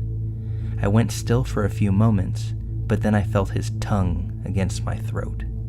He smelled rancid, like beer and something decomposing. I struggled to get free again, but this time he pinched my esophagus between his thumb and forefinger. It was light at first, but then he started increasing the pressure. By the time he was done, I felt like I was going to pass out. I don't want to go into too much detail because the memory is still hard to revisit, but he went back to licking, groping, and kissing. It was traumatizing, but he never went for anything too intimate. I gave up on trying to scream or get away, but he would still occasionally choke me. I sat there and simply sobbed. Then, possibly even more disturbing, he started to hum and to rock me. I'm not sure why this part bothered me so much, but it did. His voice seemed higher than it should be, and his hum was rather nasally. I just don't know how to describe it. Then, just as his humming was becoming almost frantic sounding, I saw headlights, and he stopped. Somewhere in the distance, it looked as if a car was heading our way. He also saw it, and I felt panic well up inside of me, worried that he would drag me off somewhere, but he didn't. He simply let me go, stood up, and walked the opposite way into the trees. Without him supporting me, I fell back slightly and watched him walk off. The sun wasn't fully up, but there was enough light to make out more of him than I had been able to see before. He looked as bad as he smelled. Dirty, saggy jeans, a white hoodie that was so stained that it looked brownish gray, and medium-length brown matted hair. I didn't see his face at all because I had kept my eyes shut for the entire time that he had me. I could hear the car getting closer, and I stood up. About 30 feet away was my flashlight and where I had been sitting, and I realized just how far he had taken me while he pulled me around like a little doll. I could see the car lights through the trees, but then they suddenly took a left, and panic began to set in again. I worried that he would come back if he saw that the car wasn't coming to the campsite. I started to run. I didn't even care about staying on the path or the road, just as long as I could still see the car. I caught myself on a few bushes, scraped myself falling over a few times, but the pain didn't even register. I was too desperate to care. It felt like forever, and I don't know how long I actually ran, but I eventually ended up close enough to the car that the couple inside noticed me. They stopped, and the guy got out. I remember not even being able to talk. For a long while, I was just shrieking at the poor guy. Even before I could tell them what happened, his girlfriend had called the police. Everything after that seems like a blur now. The couple drove to the parking area as told to by the cops, just in case the man was still around. The sheriff's department showed up, took my statement, took me to the nearest station, asked for another statement, checked me for evidence, then called my mother, contacted the fire department to break into my car for me as well. Just as my mom and friend arrived at the station, a sheriff's car pulled up, and in the back seat was the man. I was promptly pulled back inside and asked to make a positive identification. It wasn't like in the movies though. They literally just brought him up to me and asked, "Is this him?"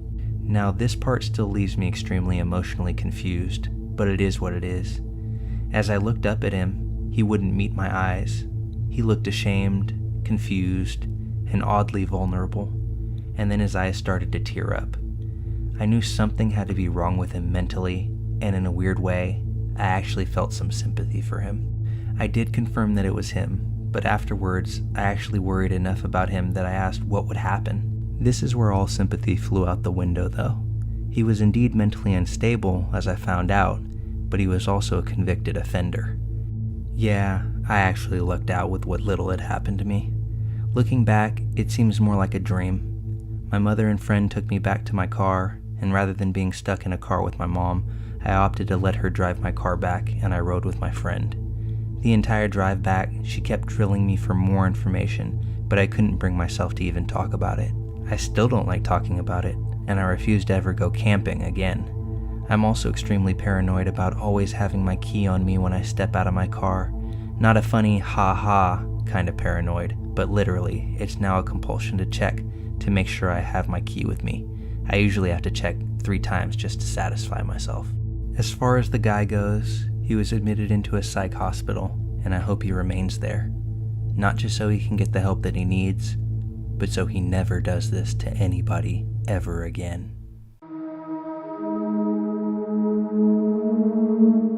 So I once lived in a bad neighborhood just outside of the city. At this point, I'd been living there for maybe 3 years with no incident.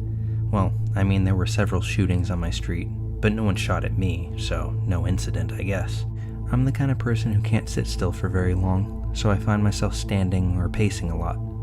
On this particular night, maybe at about 2 a.m., I was pacing while reading a textbook to prepare for an upcoming test at my university. I stopped pacing for a little and just stood near my front door to read. That's when I heard my doorknob turn. For some reason, though I nearly made a mess on myself, I was able to calmly look down at the deadbolt to double check that it was locked, and it was. Whew! I looked through the peephole to see who was trying to come in, but no one was standing there. Obviously, this was confusing. I'm neither superstitious nor a believer in the supernatural, but I'm also stupid, so my first thought was, is a ghost trying to break into my house? Thankfully, that thought gave way to a more logical thought of, maybe they're going around back. So I quickly moved to the back door to make sure it was locked, and it was as well. But then my front doorknob turned again. I tiptoe ran to the front door. At this point, my heart is pounding. My dog, a big protective teddy bear, is looking at me with major concern in his eyes. I look through the peephole again, but there's still no one there. That's when I hear a small knock on my door, as I'm looking through the peephole. Then a small child's voice says, "Let me in." Silence. Let me in. I'm still looking through the peephole while covering my mouth with my hand to make my breathing quieter. Through the peephole, I see a small 3-year-oldish girl walking to the edge of my porch and looking out into my bushes. She nods, then says, "Okay," in what I think was supposed to be a whisper. She walks closer to the door again, and I lose sight of her in the peephole. She tries the handle again, knocks, and says, "Please help me."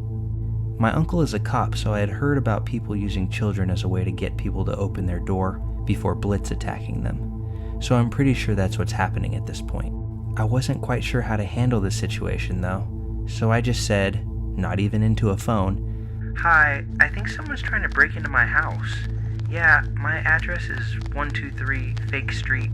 Yeah, I'll stay on the line." I then saw a shadow emerge from the bushes. Thankfully, they scooped the kid and ran off. There were 2 people out there, plus that kid.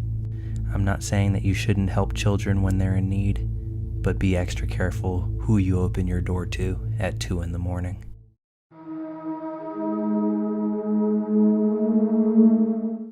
For context, I'm in school still and work for my family member on certain weekends at a local college selling concessions at the stadium.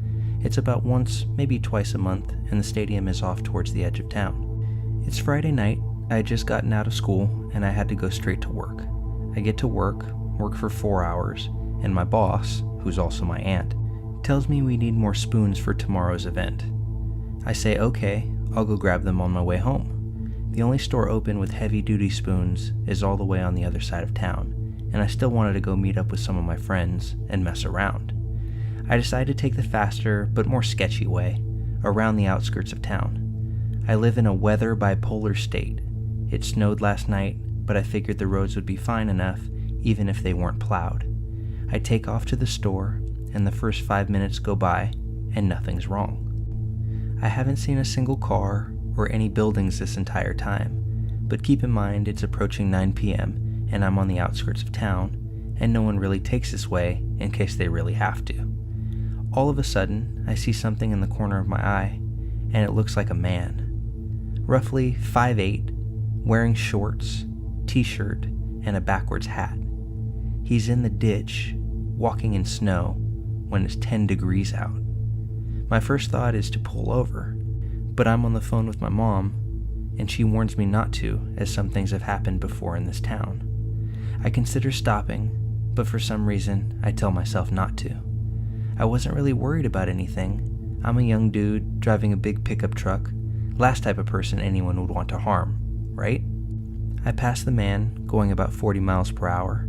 I drive not even 500 feet past him, and immediately, a car that I hadn't seen before turns and pulls out of a field entrance off the road and starts to follow me. At first, I thought I just was focused more on the man in the ditch and didn't happen to see the road that this car came off of, but I later found out there was no road there. Now, again, I'm not super worried. I watched my fair share of crime stories and I just didn't feel threatened yet. I start to approach town again and have to take some turns to get where I'm going. I turn left, the car turns left. I turn right, car turns right. I go around a roundabout and skip my turn and go twice as no one else was there, and the car still follows. At this point, I start to worry just a little, but maybe they just need to go to the store also. I then pull up to a stop sign, and I turn without my turn signal on, and the car still follows. Now at this point, I should have gone straight to the police station, but I still didn't think much of it. I'm 2 miles from the store where plenty of people will be. I take a few more turns, and the car continues to follow me. I completely blew a stop sign at a non-busy intersection, and the car does a quick stop and go and catches up. At this point, I'm 2 turns from the store, so I'm still not quite worried. I turn into the store, and the car turns also. The store also has a gas station, so I pull there first to act like I was getting gas. The car pulls to the side of the gas station and just sits. I wait about 10 minutes and the car doesn't move. At this point, I'm starting to get worried. I'm a young kid alone at night near the bad side of town. I call my friends I'm supposed to meet up with later on and give them the license plate for the worst case scenario. Then I take off to the store. I cross the street and the car comes straight behind me. I'm freaking out on the phone, not knowing if I should call the cops or not. I go and park as close to the store as possible, and the car parks 3 rows behind me. It's getting late at this point, and the store is going to close soon, so there's only a couple of other people inside the lot. I turn my truck back on and go park on the complete opposite side of the lot, get out, and bolt inside the store. I'm not super overweight, but I'm not skinny either. I'm about 6'1", 200 pounds. Who would want anything to do with me? I get spoons, take my time in the store, and I go to call my friends to walk back outside. But my phone just happens to be dead. I look out the sliding doors, and suddenly there's a white van next to my driver's side. Looks like no one's in it, but the back windows are covered, and it's running. Big red flag. I run to customer service and explain everything, but they think I'm some young kid just messing around. At the time, I didn't see the original follow car, but no way in hell am I going outside with that van next to my truck. After waiting for what seemed like hours, but was probably closer to 30 minutes, the van pulls forward, and the original car appears from the side of the building. You can see from inside the store that they talked, and then both drove off. I wait another 10 minutes and dash outside. I speed to my friend's house, and when I get there I park in his garage. My one buddy asked why there's a big orange mark on my tire, and my heart sinks. When I was inside, the follow car must have marked my tire. And after inspecting the rest of my truck, we find a small pipe dropped in the bed of my truck, surrounded by snow. It was about 2 inches wide, and I'd say about 18 inches long, wrapped in duct tape. It was not mine. I was alone, no phone, scared, in a part of town that I'm not familiar with. I try to laugh it off, but now that everyone's asleep, I can't help but think what would have happened if I walked outside. I've always been sort of ego boosted on the fact that I'm a chubby fat dude with no one who would want to do anything to me, but after tonight, I realize that anyone can be targeted. And while I still can't figure out what their exact plan was, I'm just as happy to never find out.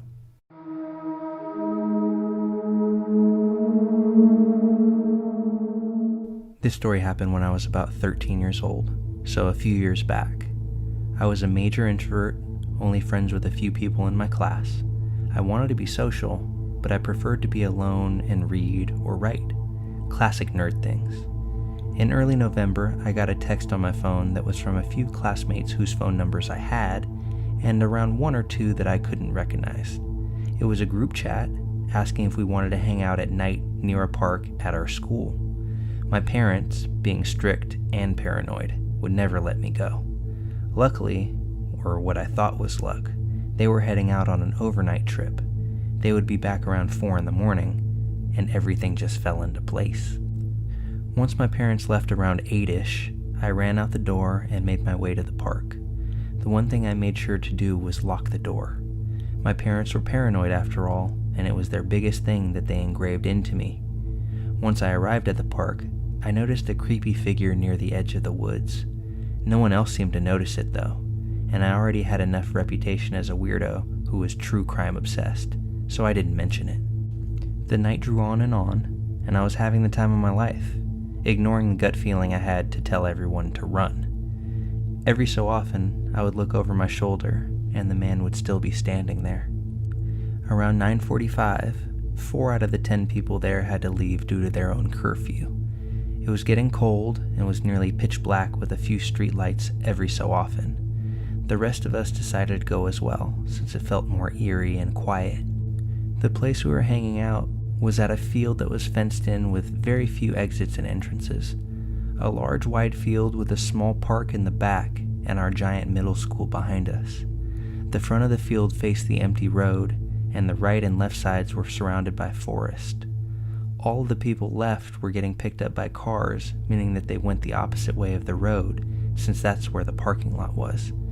The man stood by the right forest/road exit that I needed to take to get home. I walked away from my group and tried to steady my heavy breathing. I didn't want to be paranoid, but all the true crime I listened to was catching up to me. The man was probably in his early 40s, maybe late 30s, with dark hair and a beard, and he was probably around 5'9", but at the time it seemed to be over 6 foot. He stood about 10 feet from the exit that I had to take, so when I got close enough to it, I ran for about 30 feet through the exit and through the woods. Once I felt safe enough, I started just to quickly walk through the woods. I had heard a snap and a crunch from behind me. I stopped walking for a second and quickly checked over my shoulder.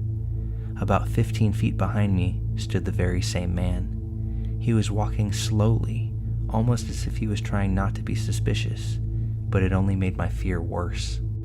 I turned around and started walking quickly. I was basically jogging at this point. I lived about 10 minutes away from the park we had hung out at, and I wasn't athletic enough to run all the way home. After around 7 minutes of walking fast, I was in my neighborhood. I knew that I could run to my house if I had to, so I checked to see if he was still trailing behind me. To my horror, he was only about 5 feet back. I ran. I ran faster than I've ever ran before. I could hear his footsteps behind me, thumping across the concrete as he ran too. I dove down an alleyway I knew well and tried to lose him in a park, making my way home longer. I could hear his heavy breath followed by his footsteps as he tried to keep up. I cut through houses, backyards, and front yards. I finally made it to my house and flew up the steps. I looked behind me and he had just arrived at the bottom of my stairs. I unlocked the door and burst through it, shoving it closed behind me, and I heard him hit the door with his entire body. I ran around the house and locked all the windows, turned off the lights, and hid in my bedroom with a kitchen knife, just in case he got in. He didn't, luckily. If this was a better world, that's where my story would end, but it doesn't. After a few months, I hadn't really told anybody about what had happened since I didn't want to get in trouble with my parents for sneaking out or anything. I didn't go out with anyone or any group anymore, and my loner status returned.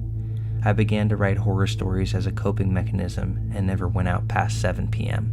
It was around February when a classmate of mine was sharing a story of some random dude following her home on the bus. She described him almost the exact same as the man who had chased me home. Another girl mentioned that he sounded like the guy who stood outside the school and tried to follow her home one time. I didn't join in, but everyone agreed that he was just a weird guy. He was kind of forgotten, and eventually I moved on too. Around May, I was getting ready to walk to school when my mom pulled me aside and showed me a picture of a man, the same man who had followed me home all those nights back. She told me that he had been arrested a few weeks ago for assaulting a child and that he had been released last night. She told me to keep an eye out for him and to call the cops if I saw him. I was shaking the whole time I walked to school. It haunts me to know that if he had caught me, I would most likely be in that girl's position, or worse. While years have passed, those lessons are still strong in my mind, so you won't catch me sneaking out late to be where the creepers roam.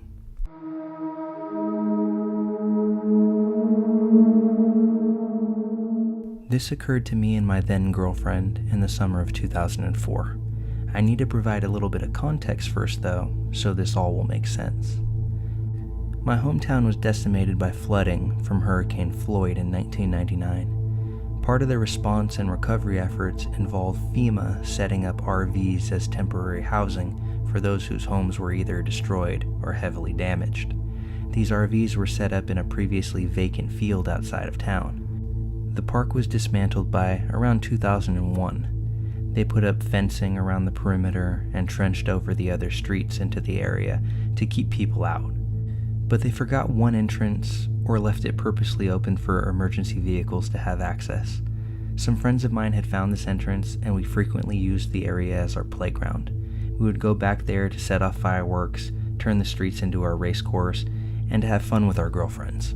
To set the stage for how this place looks, there are 3 streets running east to west orientation and a street that went around the other streets in an oval fashion. The grass was very overgrown and about 4 feet high.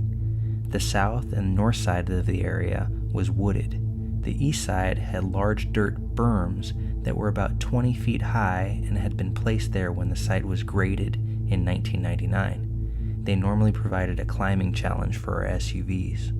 This particular day, my girlfriend and I were parked on one of the east-west streets amongst the tall grass to remain hidden. We got undressed and were ready to have some fun in the back seat of the car.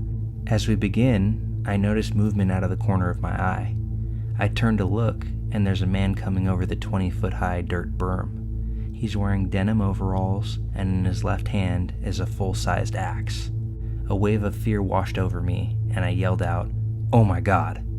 My girlfriend pops up to look out the back windshield and let out a scream, and a "what are we going to do?" I frantically start looking for the keys. There's a pile of clothes on the floorboard, and I just can't find them. I look out the back, and he's getting closer. I can see his face now, and it's an emotionless, blank stare. I start grabbing clothes and shaking them to hopefully find the keys. They pop loose and fall to the floor. I grab them and immediately jump into the driver's seat, still completely naked. I start the car, and from the back seat my still naked girlfriend screams, "Go! Go!" I look in the rearview mirror as I'm putting the car into drive, and he's now within 20 to 30 feet of the car. Same blank look, but staring at the car with the axe still in hand. I didn't even fasten my seatbelt, and I'm still fully nude as I floored the gas, kicking up rocks everywhere as the tires spun as we sped away from this man holding that axe. We got out of the abandoned FEMA park as quickly as I could drive the car without crashing it. My girlfriend was hysterical the whole time until we got back to the main road and we knew we were safe. I'd say we drove about 2 miles up the road before we finally stopped to put our clothes back on, de-stress, and regroup from the situation. To this day, I don't know where that man came from, as there are no houses within a mile or so of that old FEMA site. He seemingly came out of nowhere. I also didn't see any other cars at the site, as I had done a lap around the park before we chose our spot.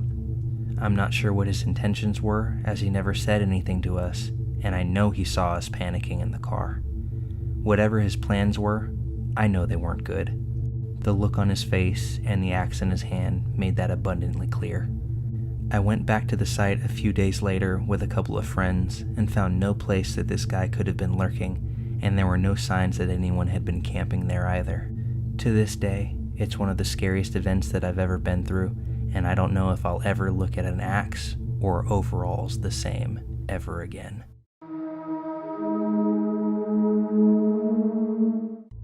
This story happened in my senior year of college, and I happened to live off campus.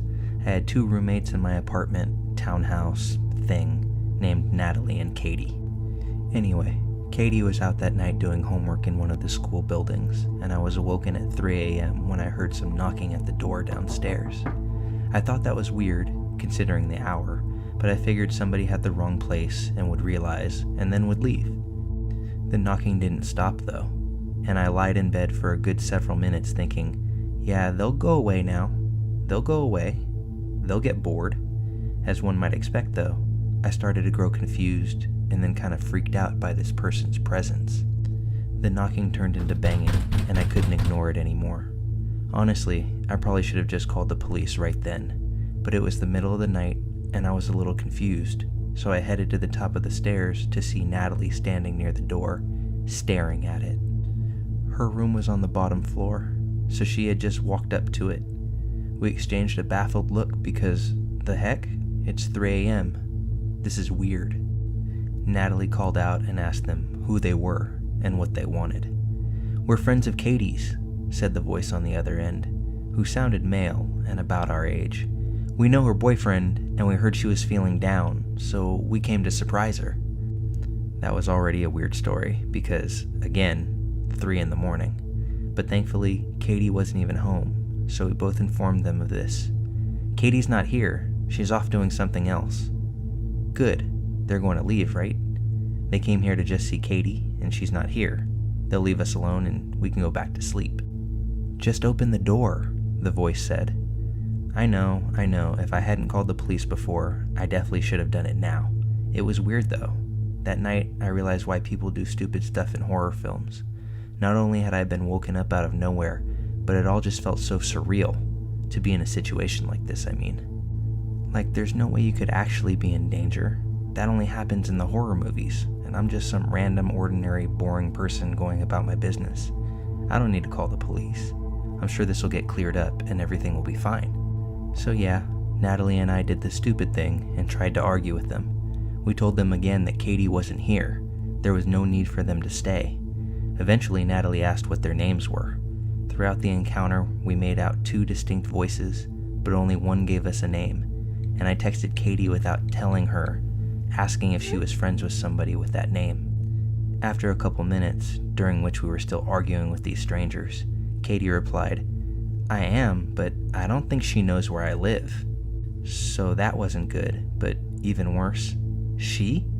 The person on the other side of that door had a male voice, So this was a real name, but not the real person. Whoever this was knew stuff about Katie, like who she hung out with, who her boyfriend was. I told Katie to stay where she was and not to come back until we told her everything was okay. Finally, we told the guys that if they don't leave, we're gonna call the police. No. Don't call the police, okay? If we wanted to do something bad, we would have already done it, right? Yeah, that last bit wasn't really helping their case very much. Just open the door, okay? The attempts at reasoning with them basically devolved into them telling us, just open the door, over and over again, until we finally actually did call the police. We hid in Natalie's room and dialed 911 and explained what was going on. Thankfully, there was a police station close by, so it wouldn't take them long to get here. Unfortunately, I made the mistake of heading back into the living room and yelling through the door that we had called the cops. But contrary to what you might think, that actually didn't seem to scare them at all now. They seemed only mildly upset and kept arguing. To this day, I can only assume they just didn't believe us, or something to that effect. Then, we heard one of our neighbors' doors open, and a very pissed off man make the same threat that we did, that he was going to call the police if they didn't stop banging on this door. For whatever reason, that was what caused them to freak out, and then they drove off. The police arrived later, and we told them the whole story. Natalie revealed that a couple of times she had just barely peeked through the blinds of the window close to the front door, and noted that there were two guys, but only one of them was ever at the door at any given time. They would switch with one at the door and the other sitting in the driver's seat of a parked car out front, presumably for getaway purposes. So yeah, that's reassuring. They also hadn't looked drunk, according to Natalie, and they definitely hadn't sounded like they were drunk either. There wasn't much the police could do besides sweep the area a bit, but they told us that if the strangers showed back up, to immediately call instead of engaging with them at all. One of the officers did give us some self-defense tactics and told us what kind of household items would be best for self-defense. After making sure everything was okay and reassuring us, they left. We eventually called Katie and told her that the weirdos were gone and that the coast was clear. She arrived and was understandably a bit shaken herself. We sat down and asked her who might have known where she lived. She did know people that had come to the apartment, so some people, certainly, but Natalie hadn't recognized the guys outside as any previous visitors. And even worse, it turned out that not only did they know Katie's friend's name, but they claimed to know her boyfriend, even though he didn't live in the state or even go to the same school as us. She swore up and down that she didn't know anyone who would want to hurt her, and by this point it was about 5 a.m., so I didn't even bother going back to sleep, since I was going to a workshop that morning. I told several of my classmates and friends the story, and it freaked them out just as much as it did me. And the entire day, Natalie and I jumped at every unexpected noise, shadow, and random movement that we caught. That night, it was hard to sleep. I expected to hear knocking at the door any second. Thankfully, they didn't come back. Ever. But that almost makes things more unsettling in a way. I'll never ever know what they wanted that night. Did they think we were hiding Katie? Was she seeing less than savory people in secret? Did they want to hurt her? All those things bouncing around my head at one time. I try not to let it bother me, but I just wish I knew if my life was in danger that night. I have a feeling it might have been. After all, they weren't wearing face coverings, so if they wanted to commit a violent crime, they might want to get rid of the witnesses. Despite how much I wish I knew, I'm plenty glad that I'll never have to find out.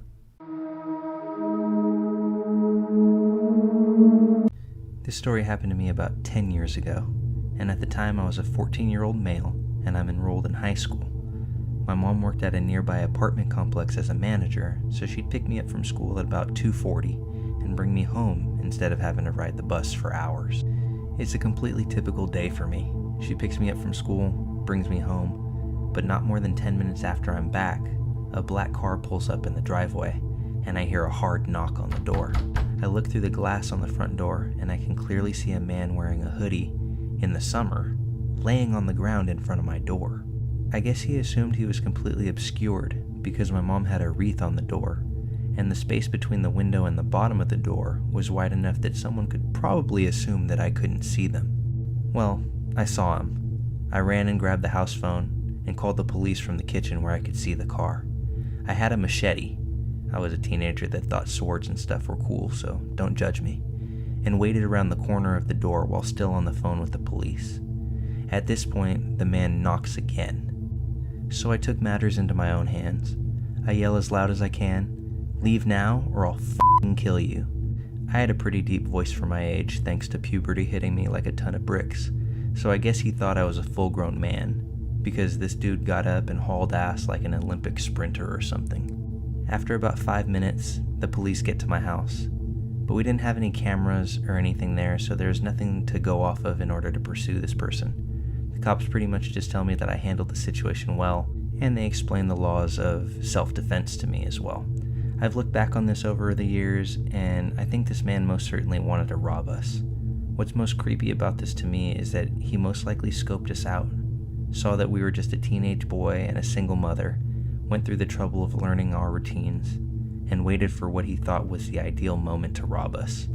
We bought a handgun because of this, so I never really lost any sleep, because I knew if he came back, that I had a surprise for him too. To preface this story, I was about 15, maybe 16 years old at the time. It was my best friend's birthday, and she had invited about 6 of us over to play a few games. Think Mario Party or Mario Kart, Guitar Hero, stuff like that, and then stay the night in celebration of her big 16. So at this get-together, there were 5 girls, including me, and 1 boy. After a while of hanging out, my best friend asked us if we would like to go to the playground, which was about a 10-minute walk from her house. Of course, being stupid teens, we agreed, not thinking of how it might be dangerous since the majority of us were young girls, and it was already about 10 o'clock at night. Anyway, we walked down to this park and started playing Grounders when we arrived. If you don't know, Grounders is a game commonly played in elementary schools. The rules are, one person is it, the person who is it must close their eyes and try to seek the other players as they hide on the playground equipment in order to tag them. But there's a catch. If someone gets off the equipment and the person who's it calls Grounders while they're on the ground, then they become it. Yeah, I know, pretty childish game, but it's fun. After a few rounds, we got bored and decided to huddle around in a circle in the center of the playground equipment.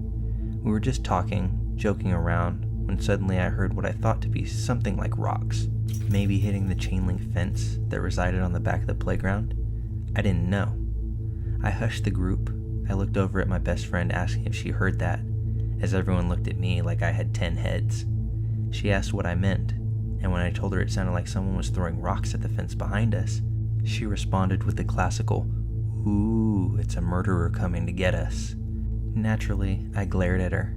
She knows I get paranoid sometimes, but I have a very good intuition, and something just felt off. A few minutes later, after some more rocks were thrown at the fence, and I obsessively stared down the area behind the fence in paranoia, I noticed a light weaving its way through the branches of the trees. At first, I thought maybe it was just a headlight of a car that was coming down the street that connected to the street of the park, since you can vaguely see the headlights of oncoming traffic through them. But I soon realized there was only one light, and it was bouncing up and down like it was being held by someone who was walking. I quickly pointed it out to the group around me, as we all snapped our heads over in that direction. Coming up along the side of the nearby house on the left side of the park was a man who wore a hat, some white baggy and dirty sweatpants, and a black coat. He was holding a flashlight, not the one on your phone, but an actual flashlight.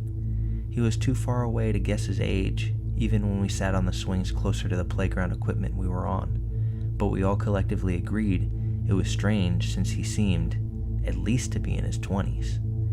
And he just came out of the woods by himself to sit and stare at a load of kids. After a brief discussion, we agreed that maybe he was just waiting for a ride, or was resting for a moment. So we tried to brush off the fact that he was sitting and so intensely staring at us. However, we started to take note that after a few minutes of us resuming our very competitive game of Grounders, that the stranger was slowly inching his way closer to our group. He went from the swing furthest away from us, to the next closest, and finally he ended up about 10 feet away from our game.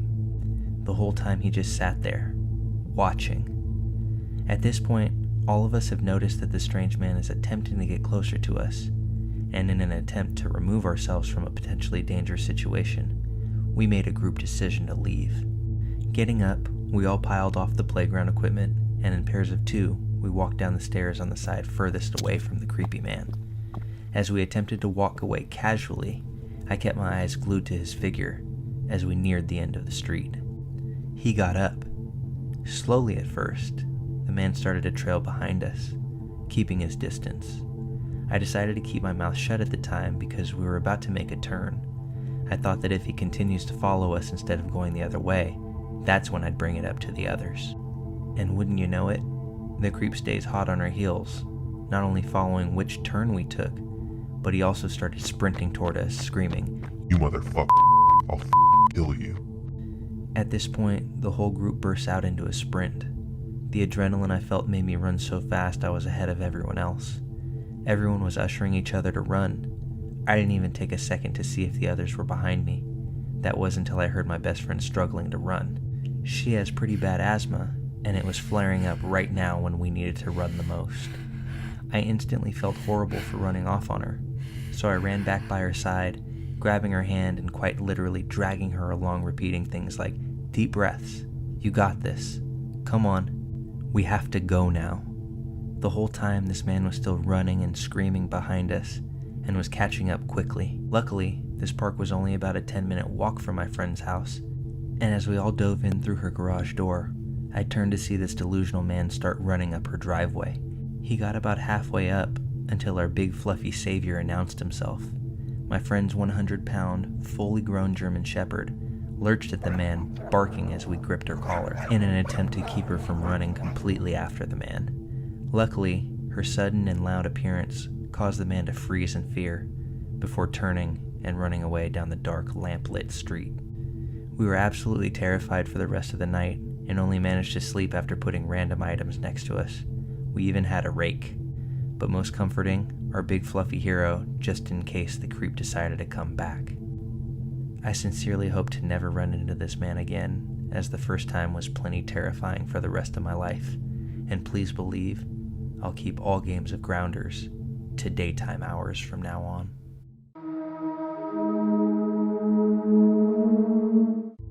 I'm currently 26, and this happened back in 2015. I was then a 19-year-old guy living in a rather bad area of Portland, Oregon. Even though there were occasionally some belligerent homeless people and drug addicts, violent muggings were pretty rare, and most of the city felt very safe, even at night. One of my best friends turned 21, and we decided to go bar hopping and then to go clubbing. I was in a group of about a dozen other people, and 3 of which were my roommates. Unfortunately for me, I was the only one in my group who was either under the legal drinking age or didn't have a fake ID with me. This meant that I was unable to enter the bar. However, to my luck, there was a nice Mediterranean restaurant right across the street from the bar, which I ended up going to, and staying there for more than an hour before I was ready to leave and go home. Now, I've done this walk many times, even at night, so I was never scared. Until this night, of course. From my apartment, my roommates took an Uber to the bar. This meant I would have to walk back since I didn't have an Uber, and my phone battery was running low. The distance back to my apartment was about 3 miles. The time was already close to midnight, and I would be reaching my apartment at around 1 a.m. I decided to walk the distance anyway, since I haven't been at the gym, and thought this would be good exercise. I began my walk and passed by lots of drunks. Even though some of the drunks would shout things at me, I never felt unsafe or threatened by them, so I was okay. However, the last mile to my apartment was through a darkly lit park that can be scary at night. Not because of any crime, but because there is only one streetlight on that stretch of road.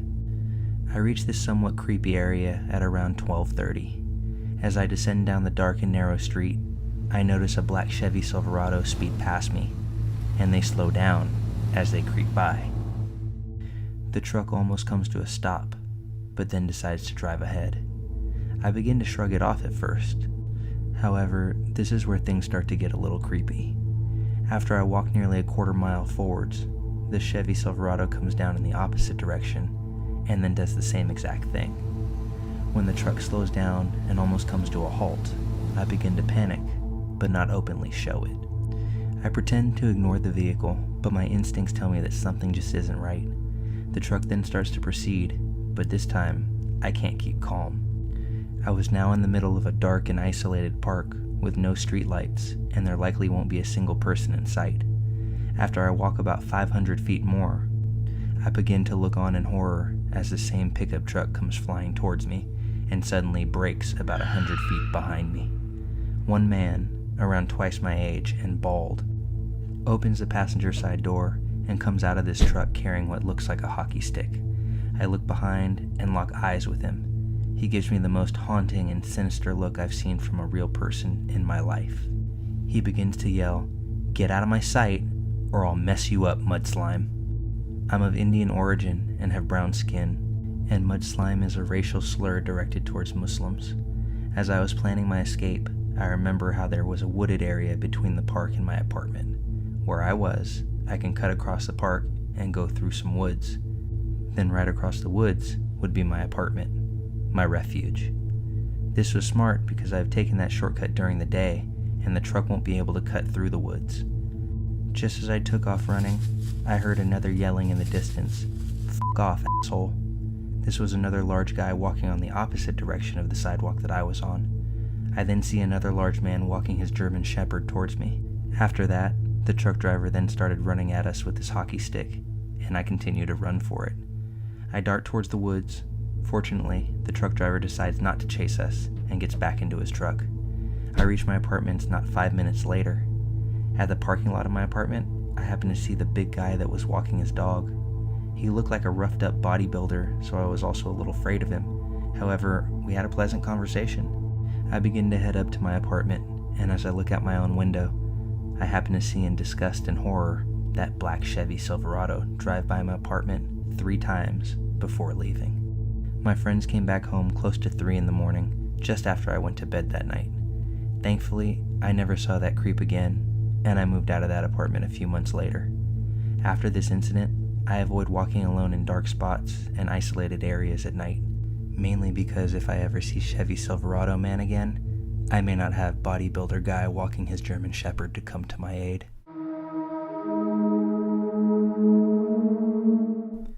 This happened in 2016 when I was a 17-year-old first-year college student in film school. I'm now 22 years old, female, and my name is Julia. I lived alone in my first ever apartment. It was really small, but I was very proud of my independence. I never felt unsafe in this apartment for multiple reasons. There were several gates in the residence that needed to be opened through a code that only the people who lived there knew. My door had 3 different locks, and it was right next to the university, so most people who lived in the neighborhood were college students. Nothing bad had ever happened in the neighborhood before. I've always been very careful with locking the door when I leave my home. I always check twice. I have slight OCD like that. So this one time, I leave to go to class and lock my door, but for some reason, I couldn't get the key out of the lock. It was completely stuck, so I went to get the caretaker of the building to help me, but he wasn't there, and I was going to be late for class. So I ended up going to class with the key still in the lock. I took the keychain first so it wasn't too noticeable. When I got home, the caretaker was back, so he came to help me, but we couldn't get it out for 15 minutes, until somehow he did. He told me the lock was damaged, but that I didn't necessarily need to change it if I only locked it once instead of twice. I just said, okay, and that was the end of it. I really wasn't worried because of how safe I felt in this building. Flash forward 2 months later, I was taking out the trash one night around 11 p.m. while I was on the phone with my sister. I remember telling her that I was taking out the trash, then that I would take a shower afterwards because I was heading to a party.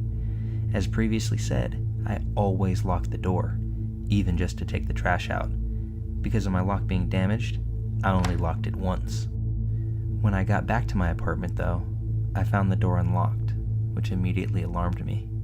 So I went into the apartment and locked the door right behind me with the 3 different types of lock. Now to give you a picture, when you walk into my apartment, you have the main room right in front of you, the bathroom door to your left, and I had left the bathroom door slightly open, just enough that I could see a man in my shower with his back turned to me.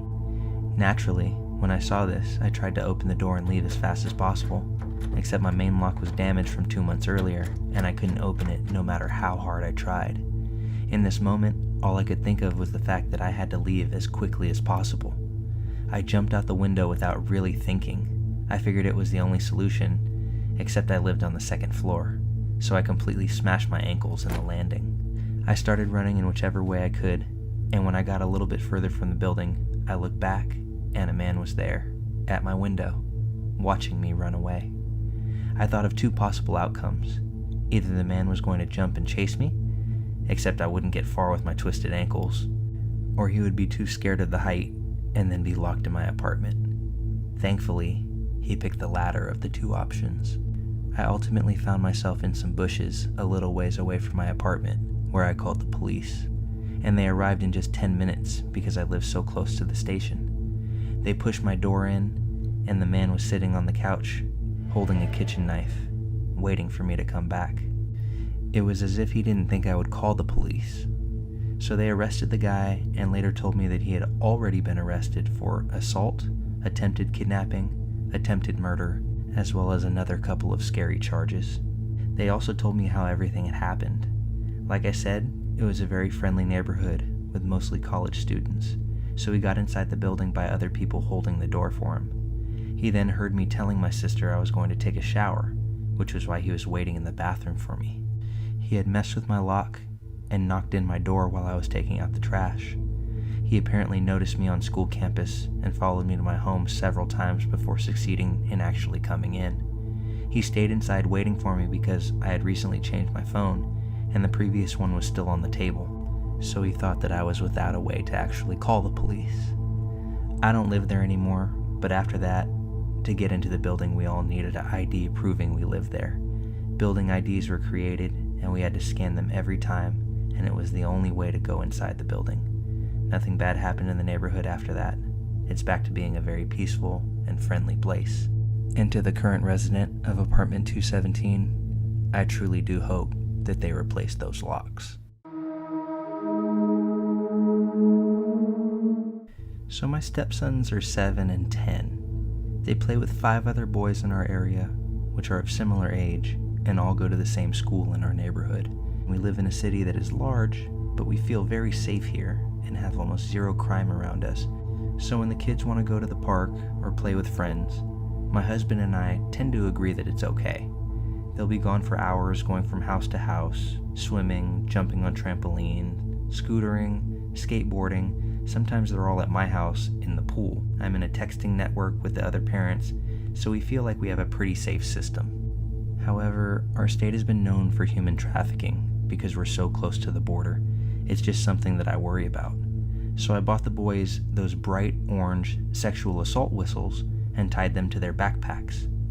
At home, I had them each blow into the whistle as hard as they could so they knew how loud it was, and taught them to only use them in emergency situations, which we've discussed what constitutes an emergency. Today, on break from school, the kids wanted to do a lemonade stand.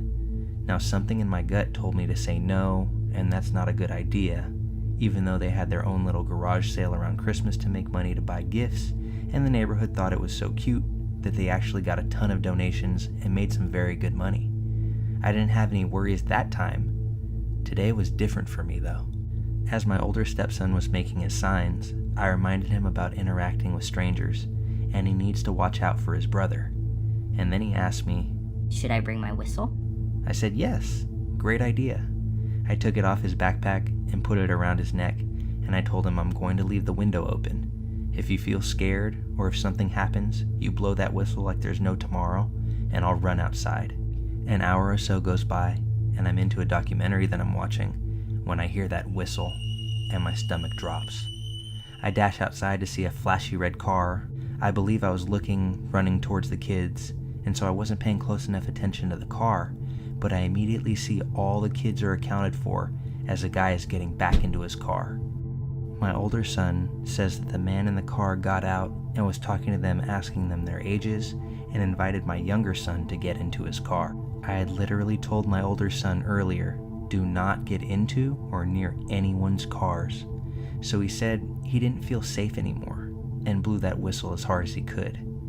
My son said the car was what's known as a demon, which I believe is a Dodge Charger. That's what my son told the police. I got a good look at the guy, but I didn't get the plates.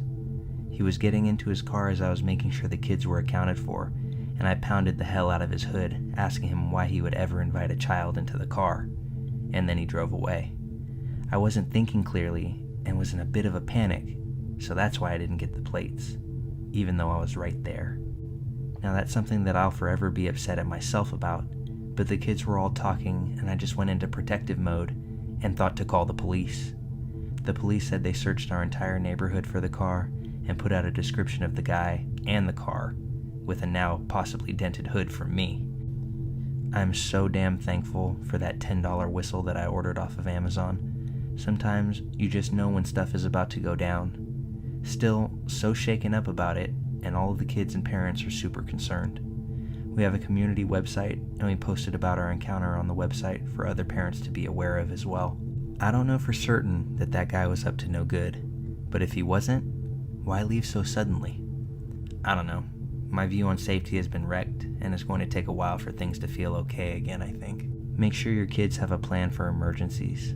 They have intuitions also, and there's just something about that gut feeling that you shouldn't ignore. It just amazes me sometimes.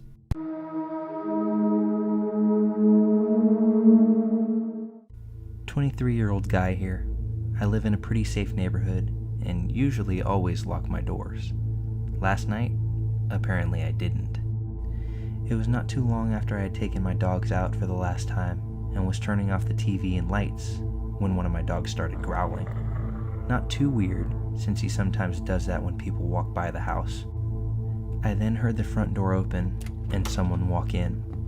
My dog then started barking. My other dog, who loves all people, came running from the other room to greet whoever our guest was. In that same instant, I began reacting to what was happening around me and said, 'What the f***? Who are you?' Standing in my hallway was a guy in his mid to late 20s. He was skinny and tall.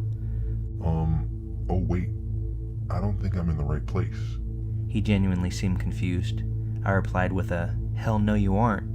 Now please leave." He apologized and said he was coming to hang out with a friend and just accidentally went to the wrong place. I asked him what house number he was looking for, and he said a number that was just a couple numbers off from mine. He apologized again and left without incident. He seemed nice and looked non-threatening, but I was still kind of spooked to say the least. Now this morning, I was ready to laugh the whole thing off. I was planning on telling my neighbors, a couple in their 30s, what happened. I don't know them all that well, but we've talked before. So I was sort of glad to run into the gentleman of the couple when I was taking my dogs out that day. I didn't want to come off like I was mad or scared over what happened, so I casually said, "I'm sure he told you about it, but your friend paid me a surprise visit last night." My neighbor gave me this confused look and said, "What are you talking about?" "Your friend. He walked into my place last night thinking it was your spot. I'm sure he told you."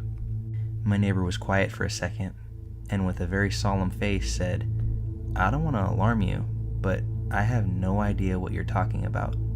We didn't have a friend over last night."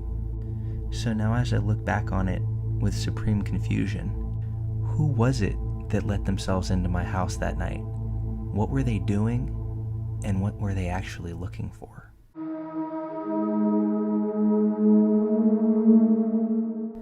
I told this story to a friend recently, and they seemed genuinely surprised.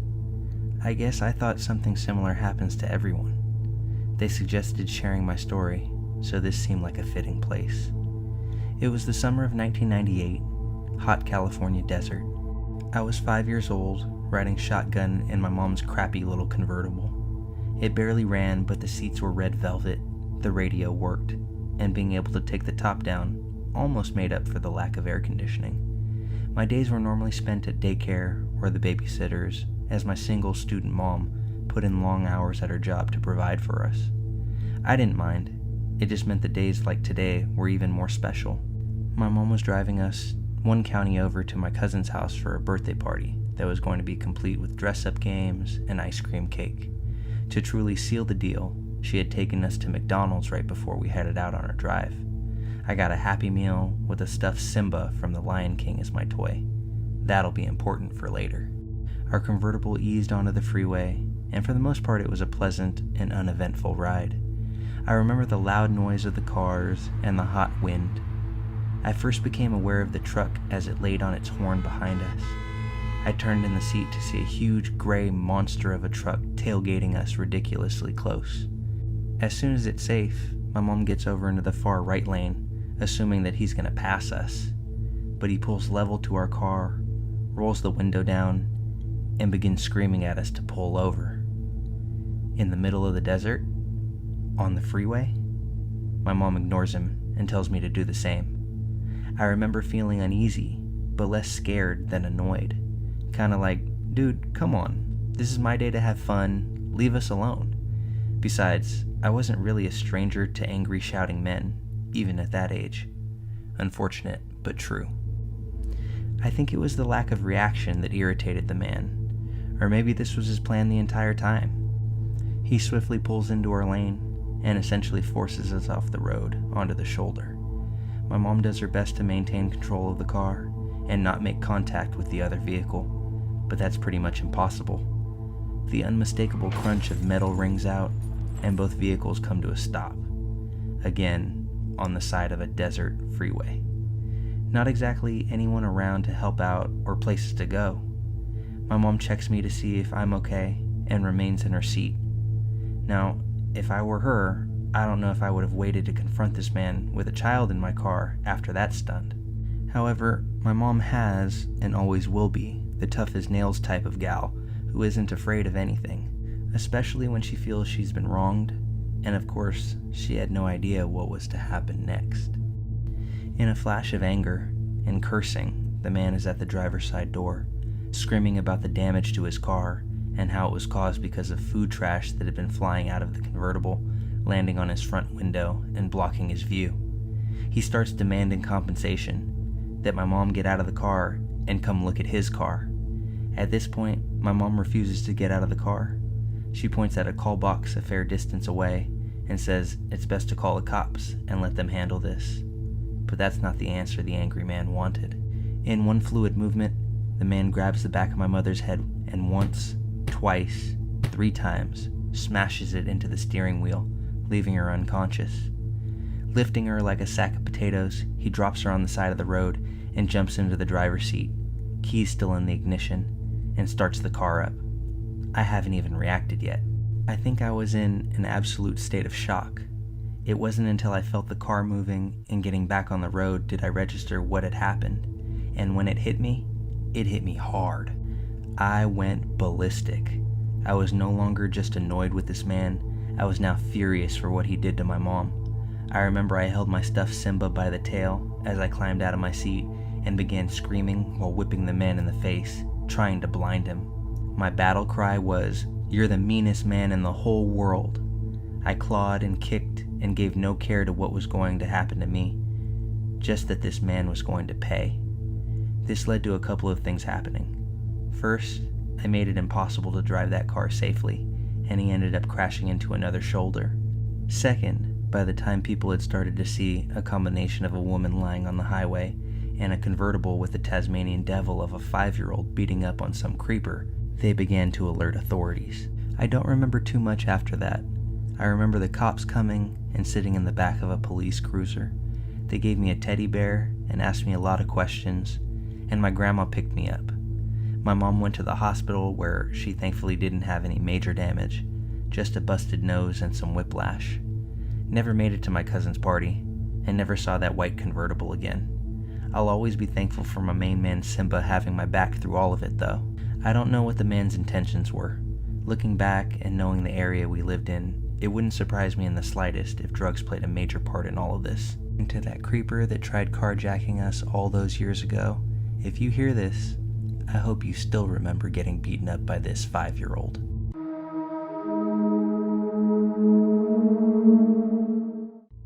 In 2010, I was driving from New Orleans, Louisiana to Eugene, Oregon.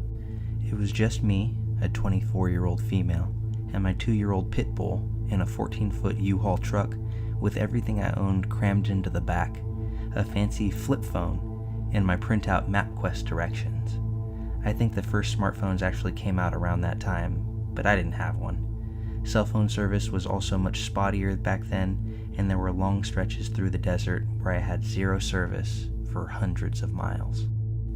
I was driving a lonely stretch of highway through central Texas when I realized I hadn't seen a town or exit for a very long time, and my giant U-Haul was really low on gas.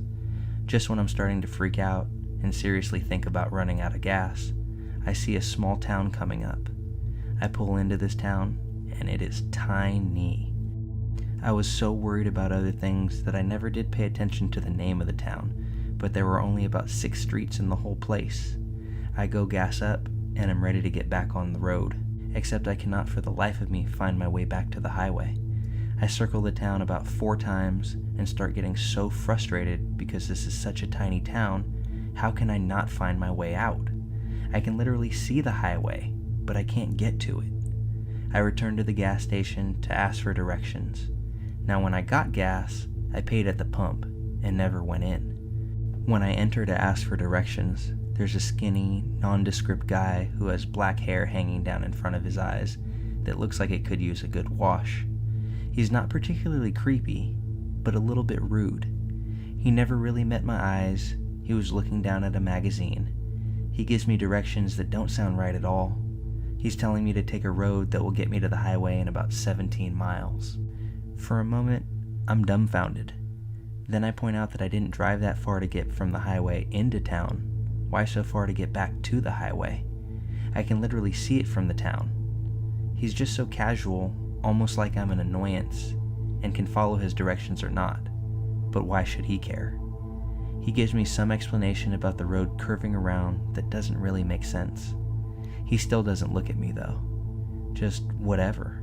I gave you your directions, and then he waved his hand in the direction of the door.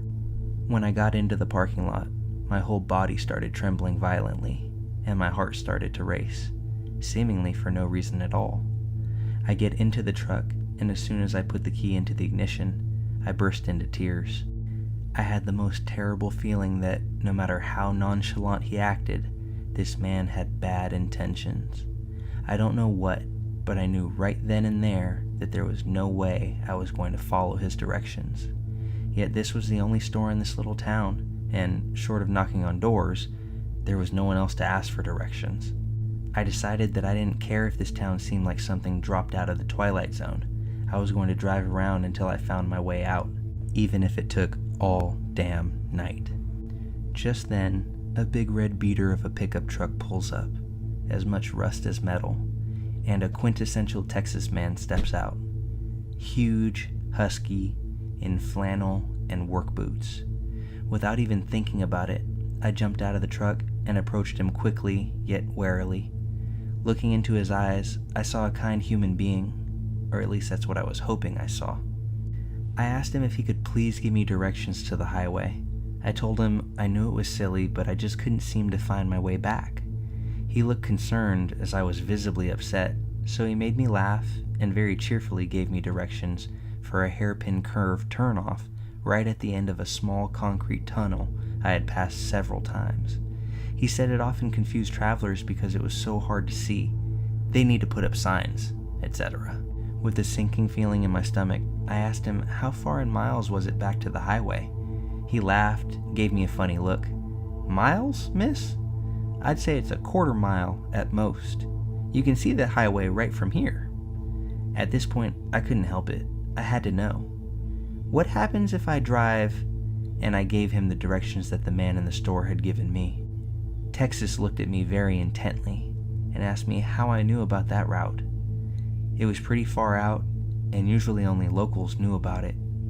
So I told him. He was quiet for a few minutes and then asked what the attendant looked like and if I had a map of the state.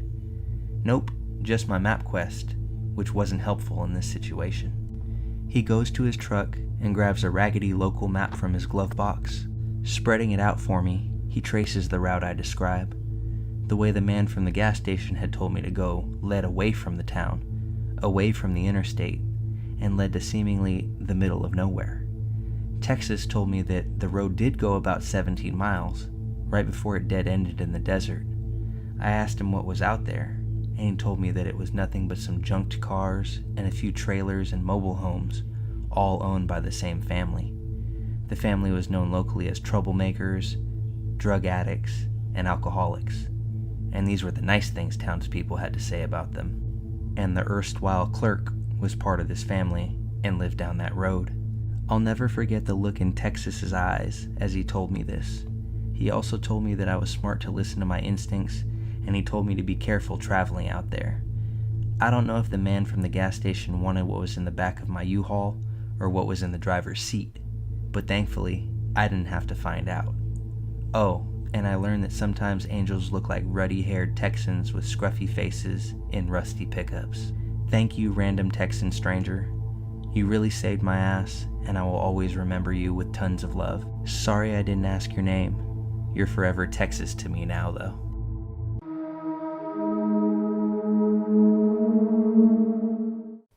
A few months ago, I was at the local coin laundromat.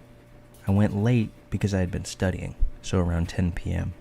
The laundromat is pretty small, close to the edge of the beach town that I live in. The town is pretty well known for drifters and people experiencing homelessness. Most people are friendly, although there is a lot of drug use, but I've never really felt scared in my town. Everything was fine until I went to move my laundry to the dryer. I was listening to music in my headphones, but not super loudly. Suddenly, I just got the feeling that someone was watching me. I can't really explain it, I just felt the presence. I turned around, and there was a man standing just a few feet away from me. He was a white guy with pink hair, wearing a full face mask, like a ski mask, a hoodie, gloves, and sunglasses, even though it was dark out. The gloves and sunglasses immediately made me feel uncomfortable. I thought maybe he was a drifter or high, but I didn't want to be rude. I tried to laugh it off and told him he surprised me. He immediately started talking. A lot of it was disjointed and just didn't make sense. He was talking about coming up from Brazil to bring his brother money to get a classic car, but he would ask me questions and wait for me to respond, so I tried to just play along. I still thought he was probably just high or something, but he was standing between me and the only door, and I started getting this gut feeling that he was blocking the door on purpose, not just accidentally as he talked to me. He was getting closer to me as he talked, and the feeling got stronger. Logically, something was off, but mostly I just had this feeling in the pit of my stomach that I needed to leave and keep him talking until I could. I started to edge to the side, but he stayed in front of me, and the feeling got more intense. I started to grip my keys in attack position just in case. He talked more and then backed off a little. He took off his backpack, which was a child's unicorn backpack, and set it on the nearby dryer. I looked over to the door for just a second, and when I looked back, he was pulling something out, but I couldn't see it as he hid it behind himself. But I did see what was in his backpack: duct tape. Instantly, it was just like an alarm went off. There was no more worrying about being rude, no more second-guessing myself that he was just off, but harmless. It was like this cold, numb dread just washed down over me. I almost felt calm, like I knew the next steps, knew I had to do something. Time seemed to move in slow motion, and he turned back to me, not saying anything more, and he took a step forward. I gripped my keys as tightly as possible and tried to mentally prepare to fight. I remember being afraid that I would move too slow or be too weak, like in a nightmare. But all of a sudden, the door to the laundromat opened and a woman walked in, barely even looking at us as she went to get her laundry. It was like a scene in a movie, a moment of intensity just interrupted by something innocuous, and then suddenly it's over. He just turned, got his bag, and left. I was so scared, I just stayed there a minute, recomposing myself, until I could get my laundry and just go home. I didn't report it. I never knew what to say, since nothing had actually happened. But when I think about it, I think the scariest thing is that he left as soon as someone walked in. If he was just crazy, it wouldn't have mattered. I think a stranger's laundry timer saved me from something terrible. I don't go to that laundromat anymore. I joined a laundry service. The extra cost is worth it to never go back, and to never come face to face with that man with a unicorn backpack ever again.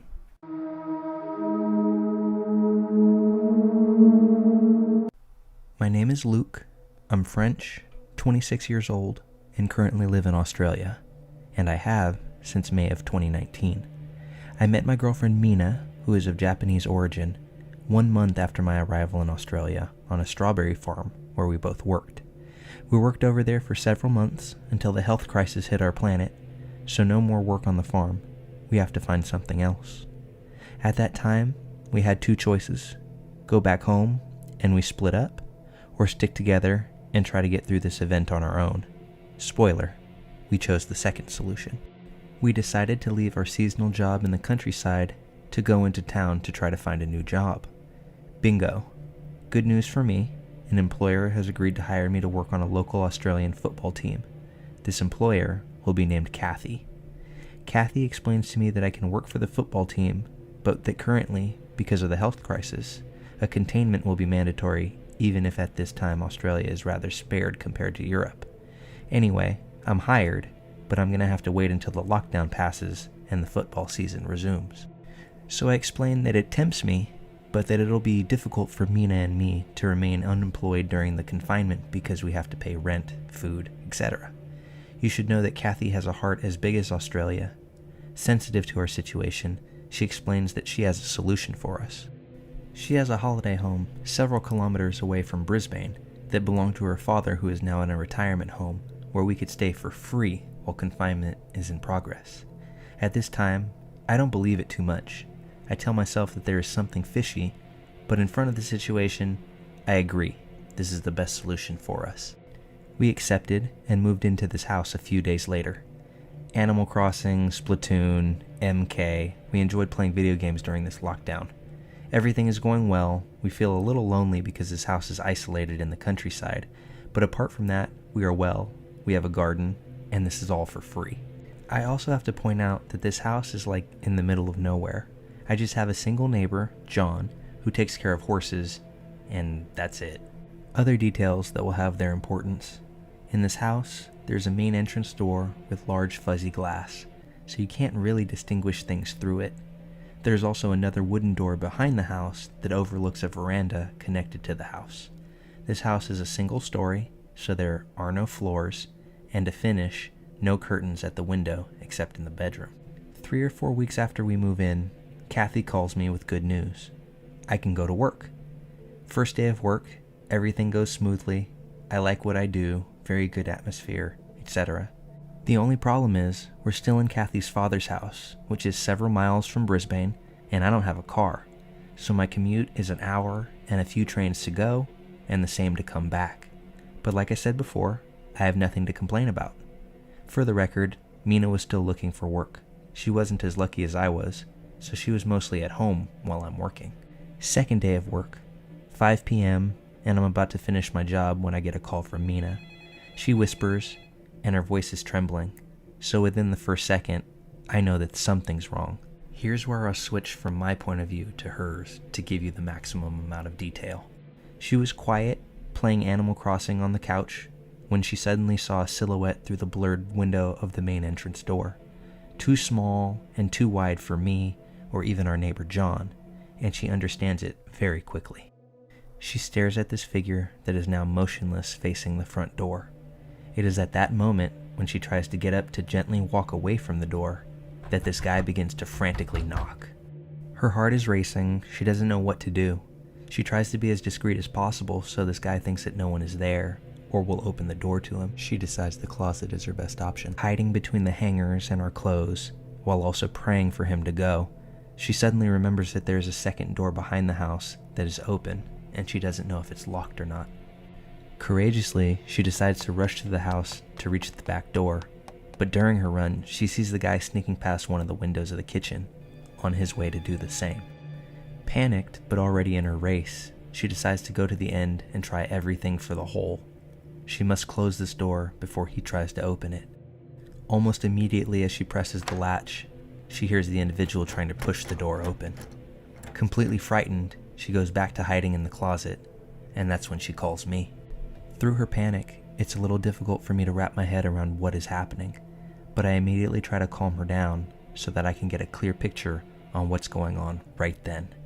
I realize that I need to get home as soon as possible and help to remove her from this dangerous situation. I ask her to stay in the closet, call the police, and then call me right back so she can stay on the phone with me until I reach home. In her state, she says that there's no way that she can call the police, and that she would rather stay on the phone with me, which I can admit was not the best solution.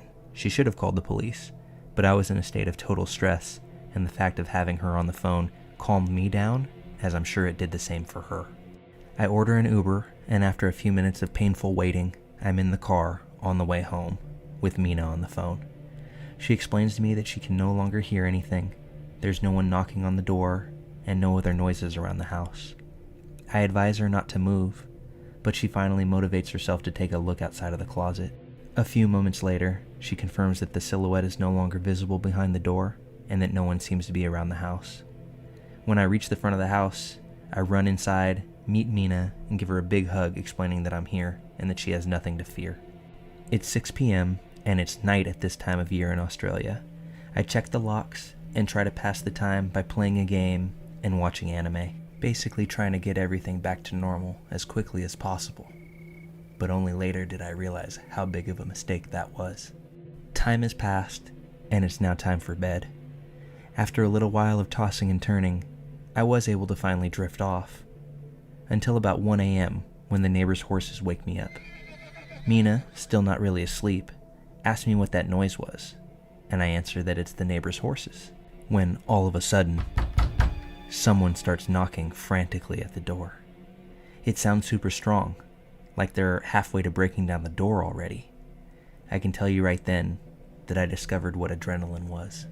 Before shooting out of bed, I'm already sure that it's the same guy, and he's been trying to get into the house this whole time. Mina screams. I start to tremble. I have this feeling of being paralyzed, but still have so much energy to spend. It's the strangest feeling I've ever had in my life. I finally get myself up in order to barricade the back door, and then call the cops. The instant that I hit the hallway, I hear a dull and metallic noise.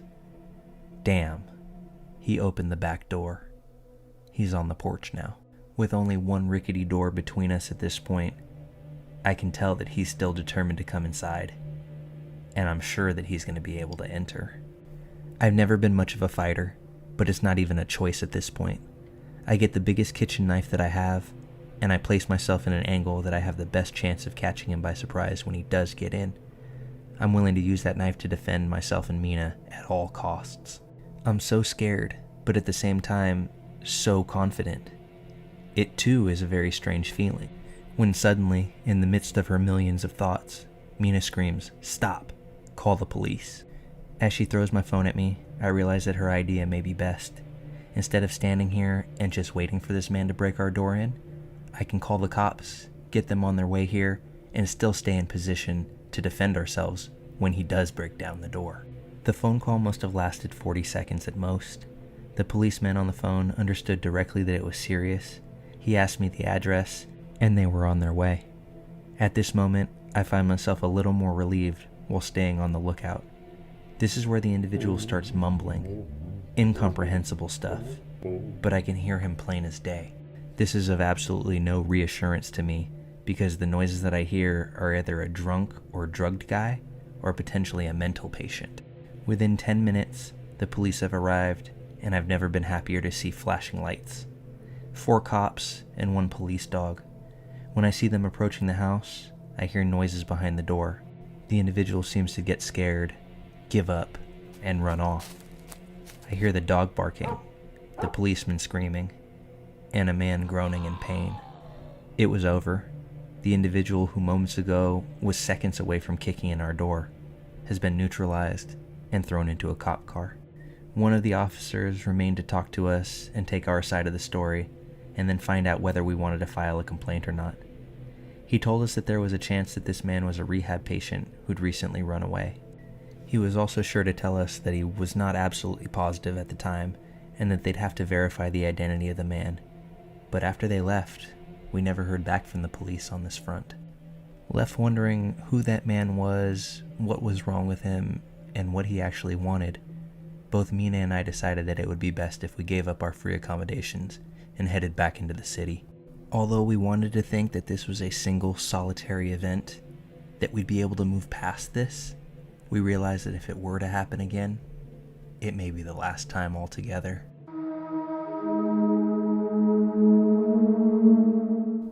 I used to deliver packages in the mail for a company in the South.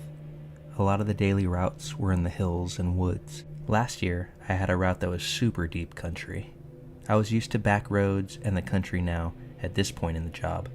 There's some houses I stopped at where the driveway is super steep or some other stuff, but for the most part, everyone was super friendly out there. Country folk. Well, I had a delivery that was down this long gravel street. There was only a few houses on my journey to the house that my delivery was at. Still, at this point, I'm totally fine. When I arrive at my destination, there's no mailbox, no driveway, no gravel.